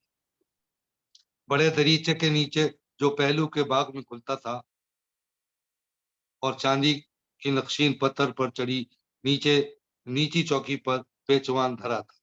दीवारों पर सर सैयद अली, सर सलीम अल्लाह और शेर बंगाल के फजल हक की तस्वीरें आवेजा। ढाके के मुगल किले लाल बाग का बड़ा दिल आवेज वाटर कलर आतिशदान के ऊपर और बूढ़ी गंगा के किनारे शाइस्ता खां के दौर में बनी सत गुंबद मस्जिद का वाटर कलर मुकाबिल की दीवार पर सजा था। बीबी परी के मकबरे और हुसैनी दौलान की मुख्तसर तस्वीर एक अलमारी के ऊपर रखी थी। जिना साहब का दस्तखत शुदा पोर्ट्रेट मेज के उकबी दीवार पर आवेजा था। मुस्लिम बंगाल के पुराने और नए बंगला अखबार सुधाकर, नोबनोर, बंगलो मुसलमानी, साहित्य पत्रिका, इस्लाम प्रचारक, अल मुस्लिम और महमीर के मुजल्लद फाइल और अल हिलाल, पैसा अखबार, हमदम, जमींदार और ढाके से शाया होने वाले पुराने उर्दू रिसालों, जादू और अल मशरिक के फाइल एक अलमारी में मुकफ्फल थे।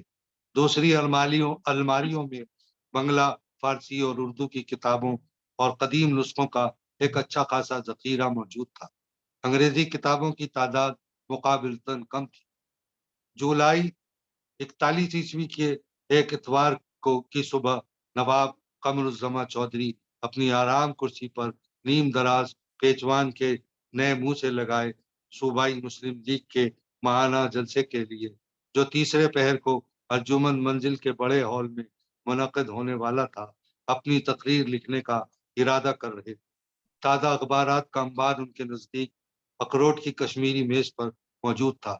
नवाब साहब आंखें बंद किए अपनी बुलंद पेशानी पर उंगली फेरते हुए तकरीर का इफ्तिताही पैराग्राफ सोच रहे थे।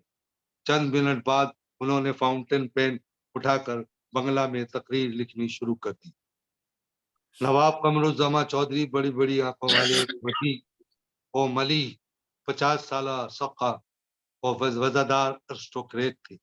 उनके वालिद नवाब नूरुज्जमा मरहूम जिला फरीदपुर के बहुत बड़े जमींदार थे। उन्होंने ही अर्जुमन मंजिल तामीर करवा के एनिबेसेंट लैंडलॉर्ड की हैसियत से ढाके में अकामत इख्तियार की थी। नवाब साहब मरहूम ने खुद को नवाब ढाका के तोड़ का रईस समझने के शौक में राग, रंग, थिएटर और दूसरे रईसाना मशागिल पर बेतहाशा रुपया उठाया था। इस वजह से अब भी उनके जानशीन नवाब कमरुज्जमा का शहर की चोटी के मुसलमान रऊसा में शुमार होता था। नवाब नूरुज़्ज़मा मरहूम को सियासत से भी दिलचस्पी। 1906 में ढाके में मुस्लिम लीग का क़याम अमल में आया तो वो उसके अव्वलीन अराकीन और सरपरस्तों में शामिल थे।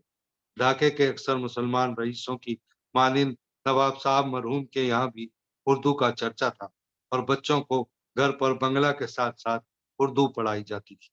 नवाब कमरुज़्ज़मा की वालिदा नूरुन्निसा बेगम दिल्ली और लाहौर के ज़नाना रिसालों, अस्मत, तहज़ीब नस्लों की खरीदार थी और मुरसला बेगम नूरुज़्ज़मा चौधरी ढाका बंगाल की तरफ से कभी कभी इस्लाह माशरत पर उनके मज़ामीन इन जरीदों में शाया हुआ करते थे।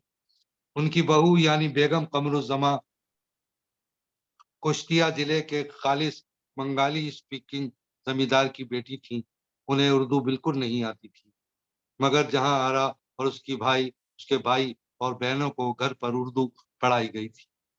इस वक्त जब नवाब कमरुज़्ज़मा अपनी खामोश स्टडी में सुकून से बैठे तकरीर लिख रहे थे, बाहर काफी शोर मच रहा था।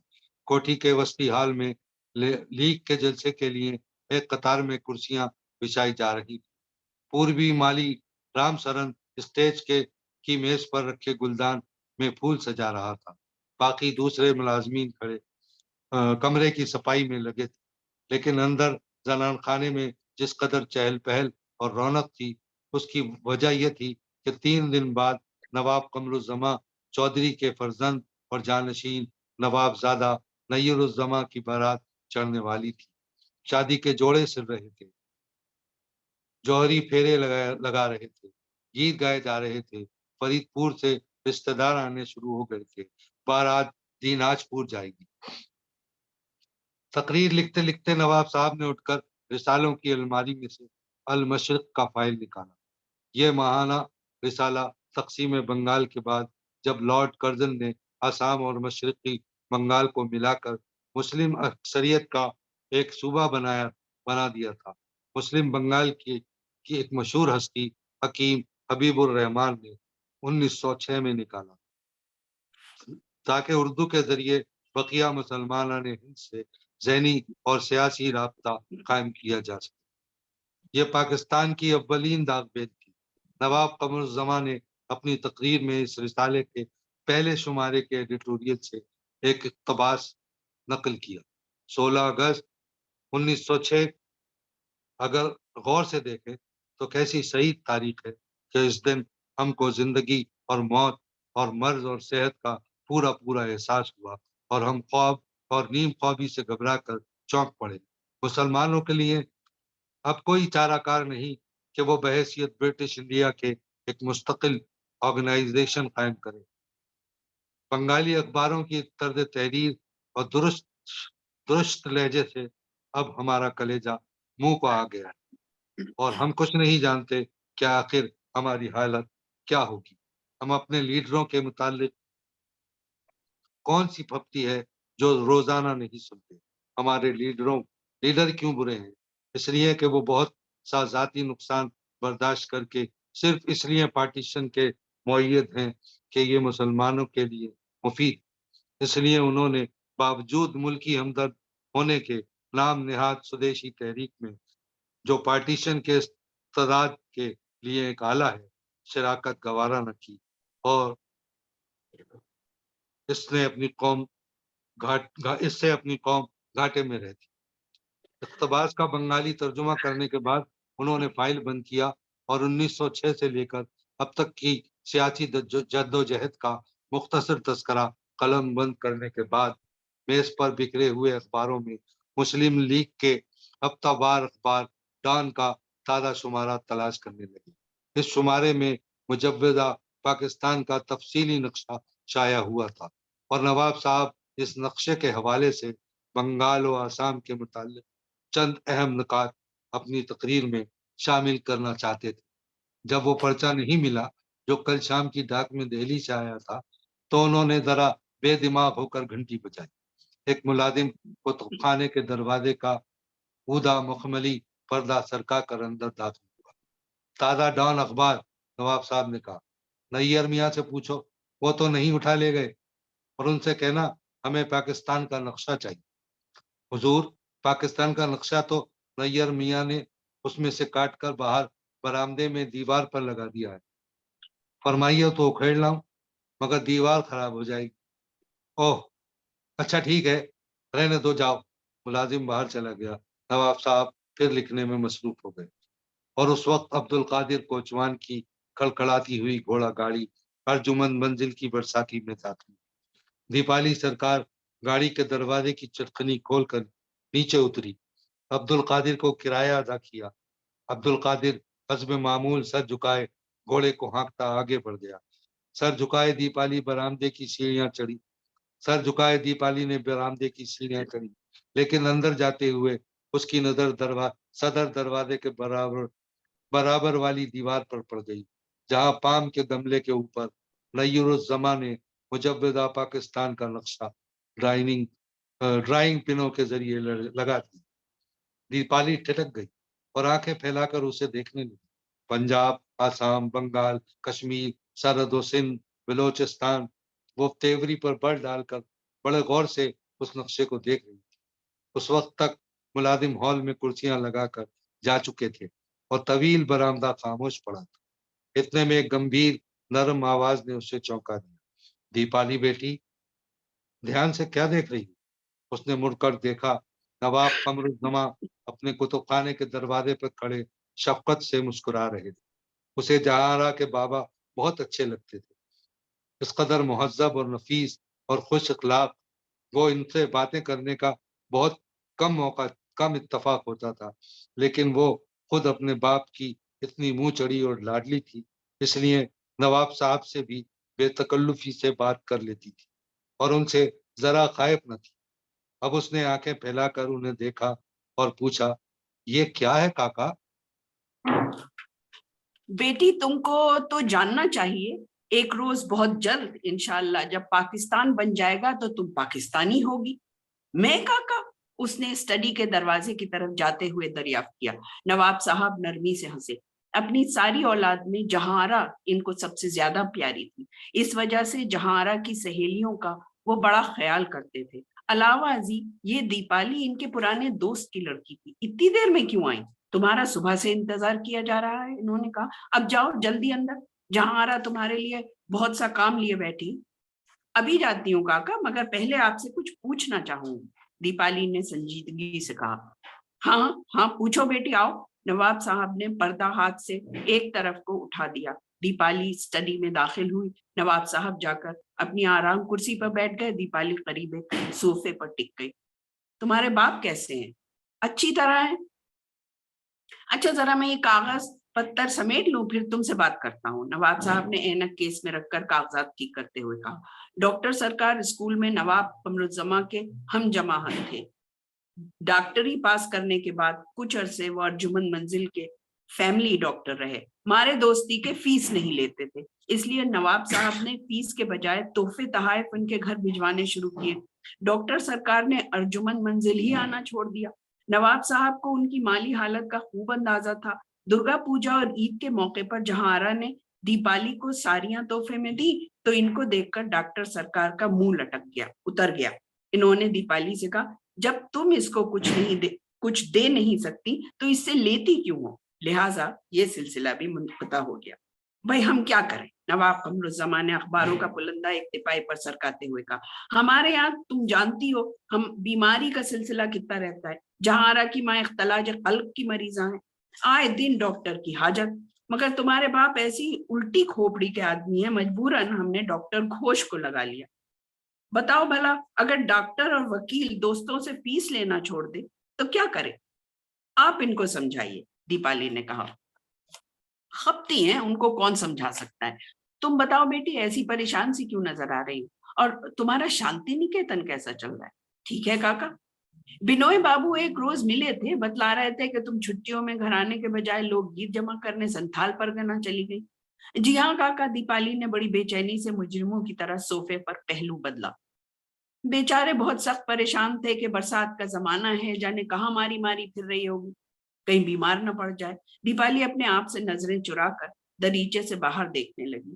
जहां कासनी फूल खिले थे। कैसा पुरसुकून सुहाना इतवार का दिन था, मगर न जाने क्यों दिल को पंखे से लग गए। और पाकिस्तान का नक्शा, इसने बाबा को इतना बड़ा धोखा देने के एहसास को नजरअंदाज करने की सही करते हुए दोबारा नवाब साहब को मुखातिब किया। क्या पाकिस्तान वाकई बन जाएगा काका? इंशाअल्लाह। अब वो कागजात एक तरफ रखने के बाद आराम कुर्सी पर नीम दराज होकर किसी सोच में खो चुके थे। दीपाली ने उनके ख्यालात में मुखिल होना मुनासिब न समझा और दीवार पर लगे वाटर कलर्स को देखने लगी। ढाके के आसार सनादीद, किला लाल बाग, सत गुंबद मस्जिद, बीबी परी का मकबरा, हुसैनी दालान। नवाब कमरुज़्ज़मा बंगाल के इस इस्लामी माजी के वारिस हैं, दीपाली ने सोचा, और इसे याद आया उसकी जन्मभूमि मेमन सिंह के वसी और अरीज सरसब्ज इलाके में हिंदू और बौद्ध बंगाल के पुरफुसू और लर्जाखेज खंडर भी मौजूद है। तो मैं सिर्फ इस हिंदू माजी की वारिस हूँ। इस माजी और इस इस्लामी माजी की वारिस का आपस में कोई रिश्ता नहीं। लेकिन रेहान ने सुंदरबन में एक रोज इससे कहा था, तारीख आपसे आप हमें समझा देती है, इसलिए कि हम खुद तारीख हैं। हमारी इनफरादी और इज्तिमाई जिंदगियां तारीख की मजमूइयत की सबसे बड़ी तफसीर है। नवाब साहब आंखें बंद किए पेचवान के आहिस्ता आहिस्ता कच लगा रहे थे और गालिबन दीपाली की मौजूदगी से बेखबर हो चुके थे। दीपाली ने उन्हें देखा, मुहज्जब, नेक, नफीस, शरीफ इंसान, मुस्लिम लीग के लीडर, लेकिन अपनी नेक नफसी और खुलूस नियत के बावजूद उनको अब्दुल कादिर कोचवान के मसाइल का सही एहसास है। अब्दुल कादिर कोचवान पाकिस्तान के कयाम से मुस्तफीद होगा, मुझे ये सब कौन समझाएगा? रेहान ने कहा था, दीपाली, हिंदुस्तान के 90% इंसान मुफलिस हैं। अहले सरवत मुफलिसी की तलखी, कमाईगी, कमतरी और बेइज्जती के एहसासात को समझ ही नहीं सकते। जिंदा रहने की जद्दोजहद कल्चर और इखलाक और मजहब और फलसफे पर पानी फेर देती है। इंसान को झूठा और घटिया और कमीना और किरदार से आरी बना देती है। हम हिंदुस्तानी इसीलिए झूठे और कमीने और किरदार से आरी और बेईमान हैं। माजी सुनहरा था क्योंकि आबादी कम और गेहूं और चावल वाफिर था, लेकिन कॉलोनियल निजाम और बढ़ती हुई आबादी ने मुल्क का कचूमर निकाल दिया। हिंदुस्तान वालों को झूठा और बेईमान बना दिया। हर कॉलोनियल मुल्क के बाशिंदे लामहला घटिया और किरदार से आरी हो जाते हैं। गुलामाना जहनियत बेमायने इस्तिलाह नहीं है। सूरज जब निस्फ नहार पर पहुंचने वाला था, कुतुब खाने के वसी दरीजों में से आती हुई इसकी किरणों ने शहनशाह औरंगजेब आलमगीर के बेटे सूबेदार बंगाल शहजादा मोहम्मद आजम के बनवाए किला लाल बाग की बड़ी पेंटिंग को झिलमिला दिया। दीपाली महसूर होकर इस पेंटिंग को देखा की। रेहान ने कहा था, वो अब इस तरह सोच रही थी जिस तरह पादरी बनर्जी बात बात पर इससे कहा करते थे। यसू ने कहा था, रेहान ने कहा था, हमारे बंगाल की ढाके की मस्जिदें, किले, पुराने मोहल्लात, हमारी मसनुआत, हमारी संगीत और संतराशी, ये सब इस सुनहरे रोमानी माजी की यादगार हैं। लेकिन इसी ढाके शहर का मौजूदा फिरका वाराना खिंचाव और इफलास बरतानवी कॉलोनियलिज्म का सबूत है। जिस धरती पर खाने को कम मिलेगा वहां फिरका वाराना कशमकश नागुजीर है कि सब एक दूसरे के मुंह से रोटी छीनकर अपने पेट की आग बुझाना चाहते हैं। ये जंगल का कानून है। बरतानवी निजाम एक ऐसी दुकान है जिसके सामने खड़े हुए कतार अंदर कतार मुख्तलिफ हिंदुस्तानी फिरके अपने अपने कशकोल संभाले, झोलियां फैलाए एक दूसरे को धकेल कर आगे बढ़ना चाह रहे हैं और सर फुटअव्वल में मसरूफ है। और ये भूखे, फ्रस्ट्रेटेड, अबनॉर्मल अवाम आपस में फसाद करके मुल्क की किस्मत का आजकल फैसला करवा रहे हैं। हाँ भाई दीपाली, क्या पूछना चाहती थी? नवाब साहब ने एकदम जोर से पेचवान गुड़गुड़ाकर आंखें खोलते हुए दरियाफ्त किया। दीपाली चौंक पड़ी, फिर उसने कहा, काका आप क्यों चाहते हैं कि मुल्क तकसीम हो जाए? नवाब साहब चंद सेकंड तक पेचवान गुड़गुड़ाते रहे और फिर रसान से कहा, बेटी तुमको ये मालूम है कि सारे हिंदुस्तान के मुसलमान तबाहल हैं। एक वक्त था कि इसी बंगाल का मुसलमान खुशहाल और आसूदा था। सिर्फ इस सूबे में 1 लाख इस्लामी मदारिस थे बेटी, 1 लाख मदारिस। अब यहाँ मुसलमानों की गुर्बत और जहालत की क्या हालत है? खुद तुम्हारे गुरुदेव टैगोर बंगाली मुसलमानों की इक्तसादी पसमानदगी और इनके साथ समाजी बेइंसाफी का एतराफ कर चुके हैं। मगर काका, आजाद मुत्तहदा हिंदुस्तान में भी तो मुसलमान खुशहाल हो सकते हैं। मुत्तहदा हिंदुस्तान में हरगिज नहीं, इन्होंने गहरा सांस लेकर कहा। और हिंदुस्तान मुत्तहिद कब था? इसे अंग्रेजों ने मुत्तहिद किया। दीपाली, तुम मेरी बच्ची हो, मैं तुमसे क्या बहस करूं? मैं तो अब तुम्हारे बाबा से भी बहस नहीं करता। जवानी के जमाने में हम दोनों को खूब झगड़ते थे, जब वह अहमकुद्दीन अपने बाप दादा की बची खुची जमीनें बेचकर कांग्रेस में घुस गए थे, जेल चले गए थे। इन्होंने फिर पेचवान की नय मुंह से लगाई।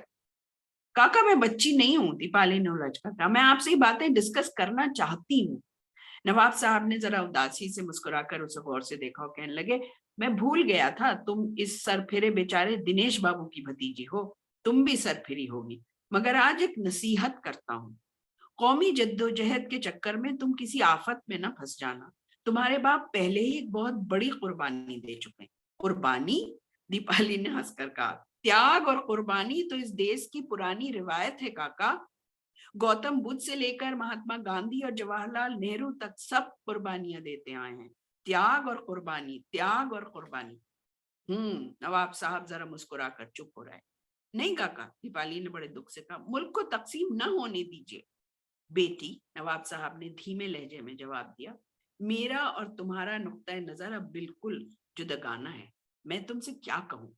फिर इन्होंने कुर्सी पर पहलू बदला और करीब की मेज पर से अपने नामुकम्मल तकरीर उठाकर बेध्यानी से इसके औराक पलटते हुए दोहराया, बिल्कुल जुदागाना है। हम 1906 की तकसीम में बंगाल से खुश थे क्योंकि इसमें हमारा इक्तसादी फायदा था। तुम लोगों ने इसे अपनी सियासी अज़ाइम पर ज़रबकारी समझा और इसको खत्म करने के लिए तशद्दुद की तहरीक शुरू कर दी और बम फेंकने लगे। ये बम फेंकने वाले तुम्हारे हीरो करार पाए।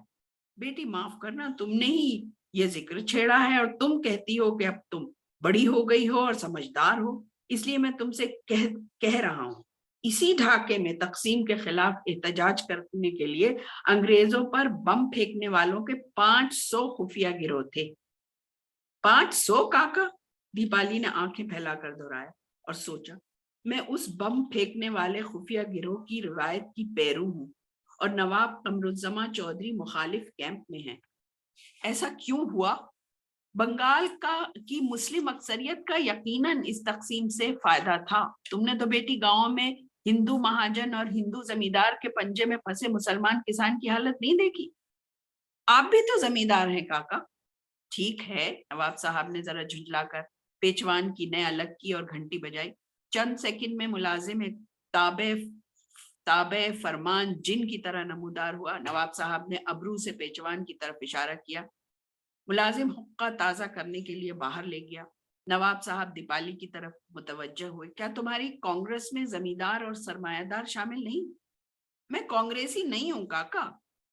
फिर क्या हो? वो दफतन चौंक उठे। तुम बेटी कहीं कम्युनिस्ट तो नहीं हो गई?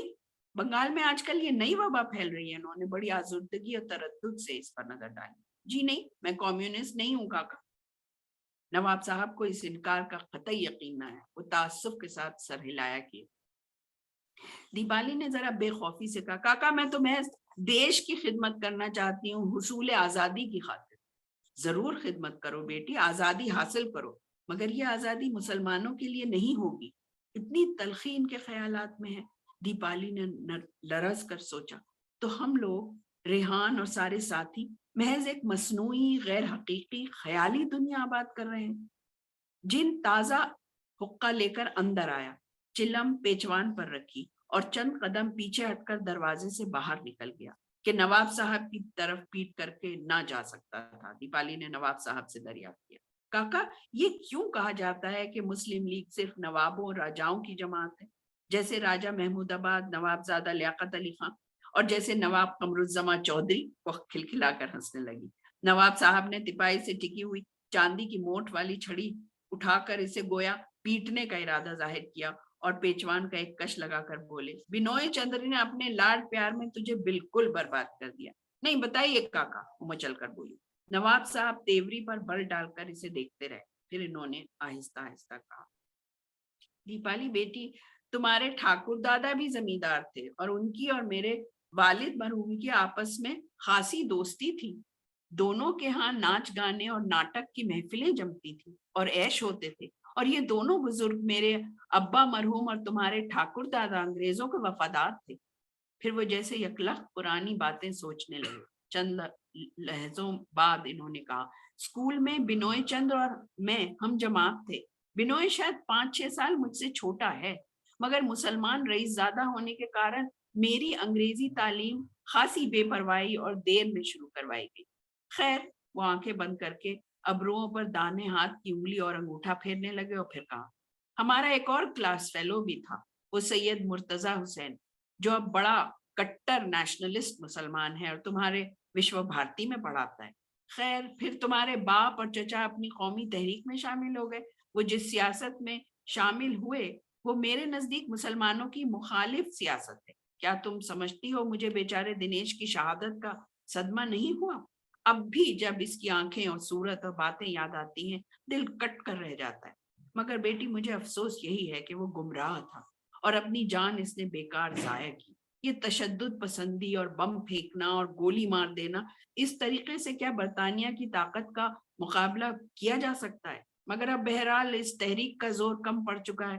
خیر بھائی دیپالی، یہ بڑے گنجلک معاملے ہیں، بڑی ہوگی تو سمجھو گی۔ ابھی نومری کا جوش ہے اور انقلاب زندہ باد کے نعرے لگا رہی ہو، مگر سر دھڑ کی بازی سوچ سمجھ کر لگانا چاہیے۔ ابھی بھی تم اس فلاکت زدہ زمانے میں پیدا ہوئی، تم بیچاری نے دیکھا ہی کیا ہے؟ تم تو سوچ بھی نہیں سکتی کہ تمہاری چندرکج نے بھی کبھی اچھے دن دیکھے تھے۔ میں سمجھتا ہوں اگر تمہارے ٹھاکر دادا کے زمانے کی عمارت تھوڑی سی بھی ابھی تک باقی ہوتی تو شاید تم اس جوش و خروش سے نوابوں اور امیروں کی مخالف نہ ہوتی۔ لیکن عمر آیا تو اب بھی بڑی رئیس زادی ہیں، دیپالی نے کہنا شروع کیا۔ ہاں میں جانتا ہوں، میں نے سنا ہے کہ بیرسٹر پریتوش رائے کی لڑکی تم سب کی سرغنہ اور گرو بن گئی ہے، مگر میں اس کے متعلق کچھ کہنا نہیں چاہتا۔ دیپالی، میں پرانی وضع کا آدمی ہوں، میرے خیالات پر تم کو غصہ ہی آئے گا۔ خیر، تو تم مجھ سے ڈسکس کیا کرنا چاہتی؟ وہ پھر مسکرانے لگے۔ کاکا، میں صرف یہ کہہ رہی تھی، دیپالی نے اب ذرا غیر یقینی لہجے میں کہا، کہ بٹوارے کے بجائے اتحاد کی بھی کوشش کی جا سکتی ہے۔ اتحاد میں کہا، پنجاب کا آریہ سماج اور مہاراشٹر اور بنگال کی ہندو تجدید پرستی اتحاد کی نشانیاں ہیں۔ میں دوسرے صوبوں کے متعلق نہیں جانتی کاکا، مگر ہمارے بنگال کے ہندوؤں اور مسلمانوں کا کلچر تو بالکل ایک ہے۔ مانتا ہوں بھائی، یہاں کا کلچر ایک ہے، یہاں کی لوک سنگیت، لوک ساہتیہ، ہر چیز میں مسلمانوں کا کتنا بڑا حصہ ہے، مگر ہندوؤں نے کبھی اس کا اعتراف کیا؟ بنگالی کلچر سے ان کی مراد محض ہندو بنگالی کلچر ہوتی ہے۔ پچھلی صدی میں تو زور شور سے یہ بحث چھڑ گئی تھی کہ بنگلہ مسلمانوں کی زبان ہی نہیں، بنگلہ ادب اور تہذیب صرف ہندوؤں کا ورثہ ہے۔ کیا ہم اتحاد نہیں چاہتے تھے؟ خدا کی قسم ہم اتحاد چاہتے تھے، اور پچھلے 800 سال کی تخلیق شدہ بنگالی لوک سنگیت اور ادب اس کا مکمل ثبوت ہے۔ مگر اب مسلمانوں سے اتنی نفرت، ان کے لیے حقارت کا ایسا رویہ، تم نے آنند مٹھ پڑھا ہے؟ دیپالی نے نفی میں سر ہلایا۔ لیکن بنگال کے مسلمان پسماندہ اور مفلس کسان اور ماہی گیر اور ملاح اور کاریگر ہیں، اپنی مدافعت میں کچھ نہیں کہہ سکتے۔ تمہارا ہندو بنگالی پریس نواب سر سلیم اللہ کو انگریز کا پٹھو کہتا ہے، اور یہ جو اتنے بنگالی ہندو نائٹ ہیں یہ انگریز کے پٹھو نہیں۔ دیپالی خاموش رہی۔ نواب صاحب نے ذرا جوش سے بات جاری رکھی۔ تم بنگالی کلچر کے اتحاد کی بات کرتی ہو؟ بالکل صحیح ہے، 100-150 سال قبل تک یہ کلچر واقعی ایک تھا۔ راجا رام موہن رائے عربی اور فارسی کے عالم تھے۔ نوابی نے مرشد آباد کے دور تک ہندو شرفا فارسی پڑھتے تھے۔ تمہارے گرودیو، جن کا خاندانی نام انگریزوں نے ٹھاکر کے بجائے ٹیگور کر دیا، ٹھاکر کا یہ خطاب اس خاندان کو بنگال کے مسلمان نوابوں ہی نے دیا تھا۔ تم یہ بات جانتی ہو؟ دیپالی نے پھر نفی میں سر ہلایا۔ ایک زمانے میں یہ ٹھاکر خاندان پیر علی برہمنوں کا گھرانہ کہلاتا تھا، کیونکہ انہوں نے قنوجی برہمنوں کی ذات پات کی قیود توڑ کر مسلمان نوابوں کے ہاں ملازمت کر لی تھی۔ خود اپنا نام دیکھو، سرکار، مجمدار یا مزمدار، تعلق دار اور قانون گو، یہ سب بنگالی کائستوں کے مغل عہدے تھے جو اب تمہاری ذات بن چکے ہیں۔ نواب صاحب نے پیجوان کی نئے ایک طرف رکھ کر لمبی سانس لی۔ مگر کاکا، دیپالی نے کچھ سوچتے ہوئے کہا، ہندو تجدیدیت کے ساتھ مسلم تجدیدیت بھی تو شروع ہوئی بنگال میں۔ سندر بن میں ریحان نے اسے ایک شام वहाबी तहरीक के मुतालिक बताया था, जिसकी जेर क़यादत मुसलमान मौलवी 19वीं सदी में बंगाली मुसलमान किसानों से कहते फिरते थे कि वो अपने हिंदुआना रस्म और रिवाज तर्क कर दें, और फिर लड़वा दिया अंग्रेजों ने आपस में, इसने बाआवाज़ बुलंद कहा। हर बात का इल्जाम अंग्रेज के सर थोपना बिल्कुल गलत चीज है। तुम लोग चंद मफरूजों की बिना पर अपनी सारी दलीलें पेश करते हो। इन्होंने घड़ी देखी और चौंक कर कहा, तुम्हारे साथ इस बेकार की मगज सोजी में इतना वक्त निकल गया, मुझे अभी तकरीर भी तो लिखनी है। इन्होंने तिपाही पर से कागज उठाए। काका मुझे सुनाइए अपनी तकरीर। भाग जाओ। नहीं काका, इसने उनके हाथ से कागज छीन लिया और नामुकम्मल सुबह पढ़ने लगी। इस गई गुजरी हालत में भी मुसलमानों ने बंगाल ने ईसाई मुबल्लिगीन के खिलाफ और हिंदू अहिया की मुदाफ़त में अखबार और रिसाले निकाले, और हमारे लीडर कौम की बेचारगी पर खून के आंसू रोते रहे। भाइयों, वाकया ये है कि 1857 के बाद आज तक लाहौर से लेकर चट्टगाम और दिल्ली से लेकर मद्रास तक के मुसलमान महज खून के आंसू रोते रहे, मगर अब अमल का वक्त आ गया है। दीपाली ने पढ़कर कागज मेज पर रख दिया। नवाब साहब अल मशरक का फाइल अलमारी में वापस रखने के लिए कुर्सी से उठे। दीपाली भी उठ खड़ी हुई। तुमने मुस्लिम अहिया के मुतालिक किसी कांग्रेसी की किताब पढ़ी होगी? जी नहीं काका, रेहान का नाम इसकी जबान पर आते रहते रह गया, ऐसे ही बस इधर उधर से सुना। नवाब साहब अलमारी खोलकर किताबों का जायजा लेने लगे। दीपाली ने दरीचे से बाहर झांका। रेहान ने कहा था, यसु मसीह ने कहा था, आज से 200 बरस कबल तक बहुत से बंगाली सूफी गोरख विजय जैसे नामों की किताबें लिखते थे और विष्णु पद गाते थे। बहुत से सूफियों के सिलसिले तंत्रिक योग तक के हमशक्ल थे। बंगाली खानकाहों में एक अच्छा खासा मुस्लिम योग साहित्य तख्लीक हो चुका था। मदार शाह के फकीर और हिंदू योगी तकरीबन एक जैसे थे, और ये मदारी फकीर और हिंदू सन्यासी 1770 ईस्वी के भयानक कहत के बाद कंपनी की अफवाज से लड़ते फिरते थे। और रेहान ने बताया था कि एक मुर्तजा शाही फकीरों का सिलसिला था, जिनके गिर्द सैयद मुर्तजा आनंद ने जिनके गुरु सैयद मुर्तजा आनंद ने योग कलंदर और विष्णु भजनों की एक किताब लिखी थी। एक शादीशुदा ब्राह्मणजादी इन पर आशिक होकर उनकी चेली बन गई थी। इसका नाम आनंद माया देवी था, इसीलिए वो मुर्तजा आनंद कहलाते थे। मिसाल के तौर पर रेहान ने खंकार कर इजाफा किया था, जिस तरह इस खाकसार को बाउल फकीर सैयद रेहान दीपाली कहा जाएगा। दरीचे में खड़े खड़े दीपाली को ये बात याद करके हंसी आ गई। You and I, we two are the stuff all human love is made of, Rehan ने कहा था। अब समझ में आता है कि हमारे सारे बाउल मुगन्नी इश्क मजाजी और इश्क हकीकी और इंसानियत के इश्क के मुतालिक क्या गाते फिरते थे। शेख मदन बाउल, शतोलन शाह, हसन रजा, लालन शाह, ये संगीतकार दरवेश जिनकी शायरी और मौसीकी ने इतनी शिद्दत से गुरुदेव की शायरी और मौसीकी को मुतासिर किया, क्या ये मुश्तरका विरसा नहीं? और दीपाली ने खुद अपने गांव मेमन सिंह में देखा था कि ब्रह्मदित्य फकीर जो मुसलमान थे, मंत्र पढ़कर और घंटियां बजा बजाकर मुसलमान किसानों की मुरादें पूरी करने का तप करते थे। और मुसलमान किसानों के यहाँ शादी के मौके पर मंगल चंडी विजय की रस्म अदा की जाती थी। खुद रेहान रोनू मियाँ थे। रोनू हिंदुओं का नाम भी था। क्या ये सब तहजीबी मुमासलत या इत्तेहाद के बेहद सतही मज़ाहिर हैं, या इनके पीछे कोई ऐसी गंभीर तारीखी, नस्ली और नफ्सियाती मानवियत भी पिन्हा है जो सियासी तब्दीलियों से बुलंदतर और मावरा रहेगी? दीपाली बहुत ज्यादा उलझकर दरीचे से मुड़ी। नवाब साहब अलमारी बंद करके लिखने की मेज की तरफ जा रहे थे। ये सब तबकाती सियासत है, दीपाली ने रेहान के अल्फाज दोहराए और ऊंची आवाज में कहा, अब मैं जाती हूँ काका। नवाब साहब ने पलटकर इसे देखा और शाहाना वक़ार से चलते हुए इसके नजदीक आकर इसके सर पे हाथ रख दिया। तुम बेटी, मुझे आज तक मालूम न था कि इतना ज्यादा पढ़ लिख गई हो। मुझे तुम्हारी तरफ से बहुत तशवीश हो गई। लड़कियों के लिए इतना पढ़ लिख जाना बहुत मुज़िर है, इसीलिए मैंने जहांआरा को कॉलेज से उठा लिया। तुम्हारा असल फर्ज वो है जिसके लिए अंदर तुम्हारा इंतजार किया जा रहा है। जाओ, जाके अपने भाई नैयर की बरी के जोड़े टांको, जाओ, भागो। जी काका, दीपाली ने हंसकर कहा और तकरीबन दौड़ती हुई कुतुब खाने से बाहर निकल गई। नवाब साहब केस में से ऐनक निकालकर बड़ी मेज पर जा बैठे। अर्जुमन मंजिल के पाई बाग के वस्त में संगे सुर्ख का बड़ा खूबसूरत तालाब था, जिसके चारों तरफ ऊंची कंगूरेदार मुंडेरों के साथ साथ संगी बेंचें नस्ब थी और बैरूनी सीढ़ियों के दोनों जानिब हुस्न हिना की झाड़ियां थी। तालाब के किनारे सेमल के नीचे कई लड़कियां एक तख्त पर जमा सिलाई में मसरूफ थीं। करीबी घास पर शीतल पाटियां बिछी थीं और बड़ी सरगर्मी से जोड़े चल रहे थे।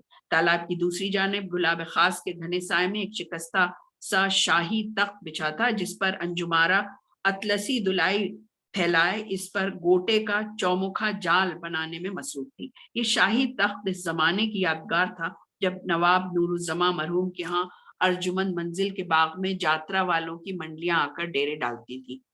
लोक नाटक खेले जाते थे, बंगाली थिएटर कंपनियां तारीखी, सोशल और सियासी ड्रामे स्टेज करती थी और शहर के हिंदू और मुस्लिम उमरा जमा होकर शाहजहां, टीपू सुल्तान, सिराजुद्दौला, मीर कासिम, करानी जीवन और खुदीराम बासु से लुत्फ अंदोज होते थे। खुदीराम बासु जो एक दहशत पसंद नौजवान था और जिसे मुजफ्फरपुर के अंग्रेज जज किंग्सफर्ड पर कातिलाना हमला करने के जुर्म में 1908 में फांसी हुई थी।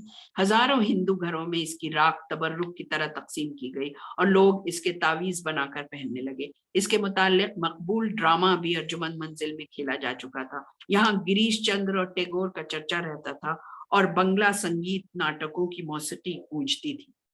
ढाके में उर्दू थिएटर 1857 से पहले से कायम था और अवाखिर 19वीं सदी तक, यानी जब नवाब नूरुज़्ज़मा फरीदपुर से आकर वहां सुकूनत पजीर हुए, शहर में मुताद्दिद कंपनियां मौजूद थी जिनके मुंशी और एक्ट्रेसें लखनऊ से मंगवाए जाते थे और एक्ट्रेसें मर्दाना पार्ट करती थी। 1876 तक जब नवाब कमरुज़्ज़मा के दादा पहली बार फरीदपुर से ढाके आन कर रहे, शहर में 34 थिएटर कंपनियां कायम थी और इस जमाने से लेकर आज तक अर्जुमन मंजिल में नाटक का सिलसिला जारी था।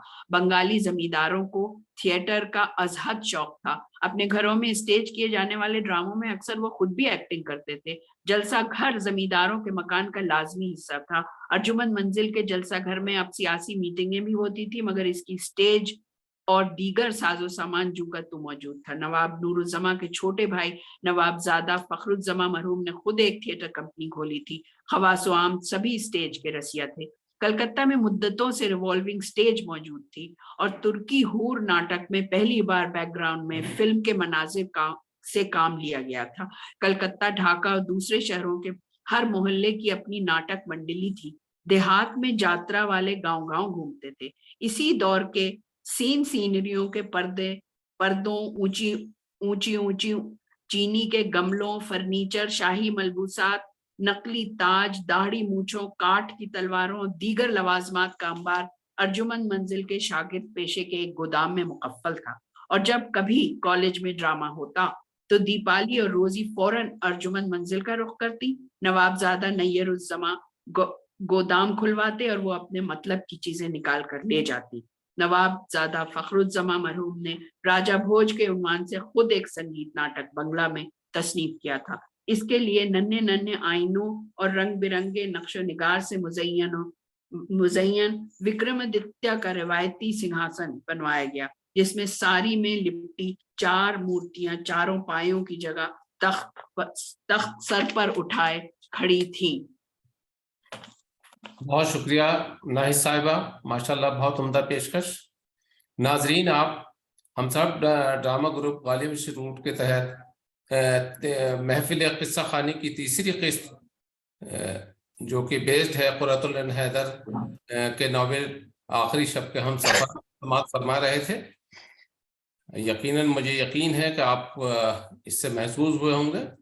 अब मैं तमाम नाजरीन जो फेसबुक लाइव में इसमें शामिल हैं या बराह रास्त यहाँ शामिल हैं, उनका, प्रोफेसर आसिफ नकवी साहब का, मोहतरमा नाहिद मोहसिनी साहिबा का, अजरा नकवी साहिबा का और आरिफ नकवी साहब, मुश्ताक साहब और एक साहब और हैं, उनका बहुत ही दिल की गहराइयों से आपका मशकूर ममनून हूँ कि आपने अपना कीमती वक्त दिया और हमारी इस महफिल को कामयाब बनाया। बहुत शुक्रिया। बहुत शुक्रिया। शुक्रिया। बहुत मजा आया।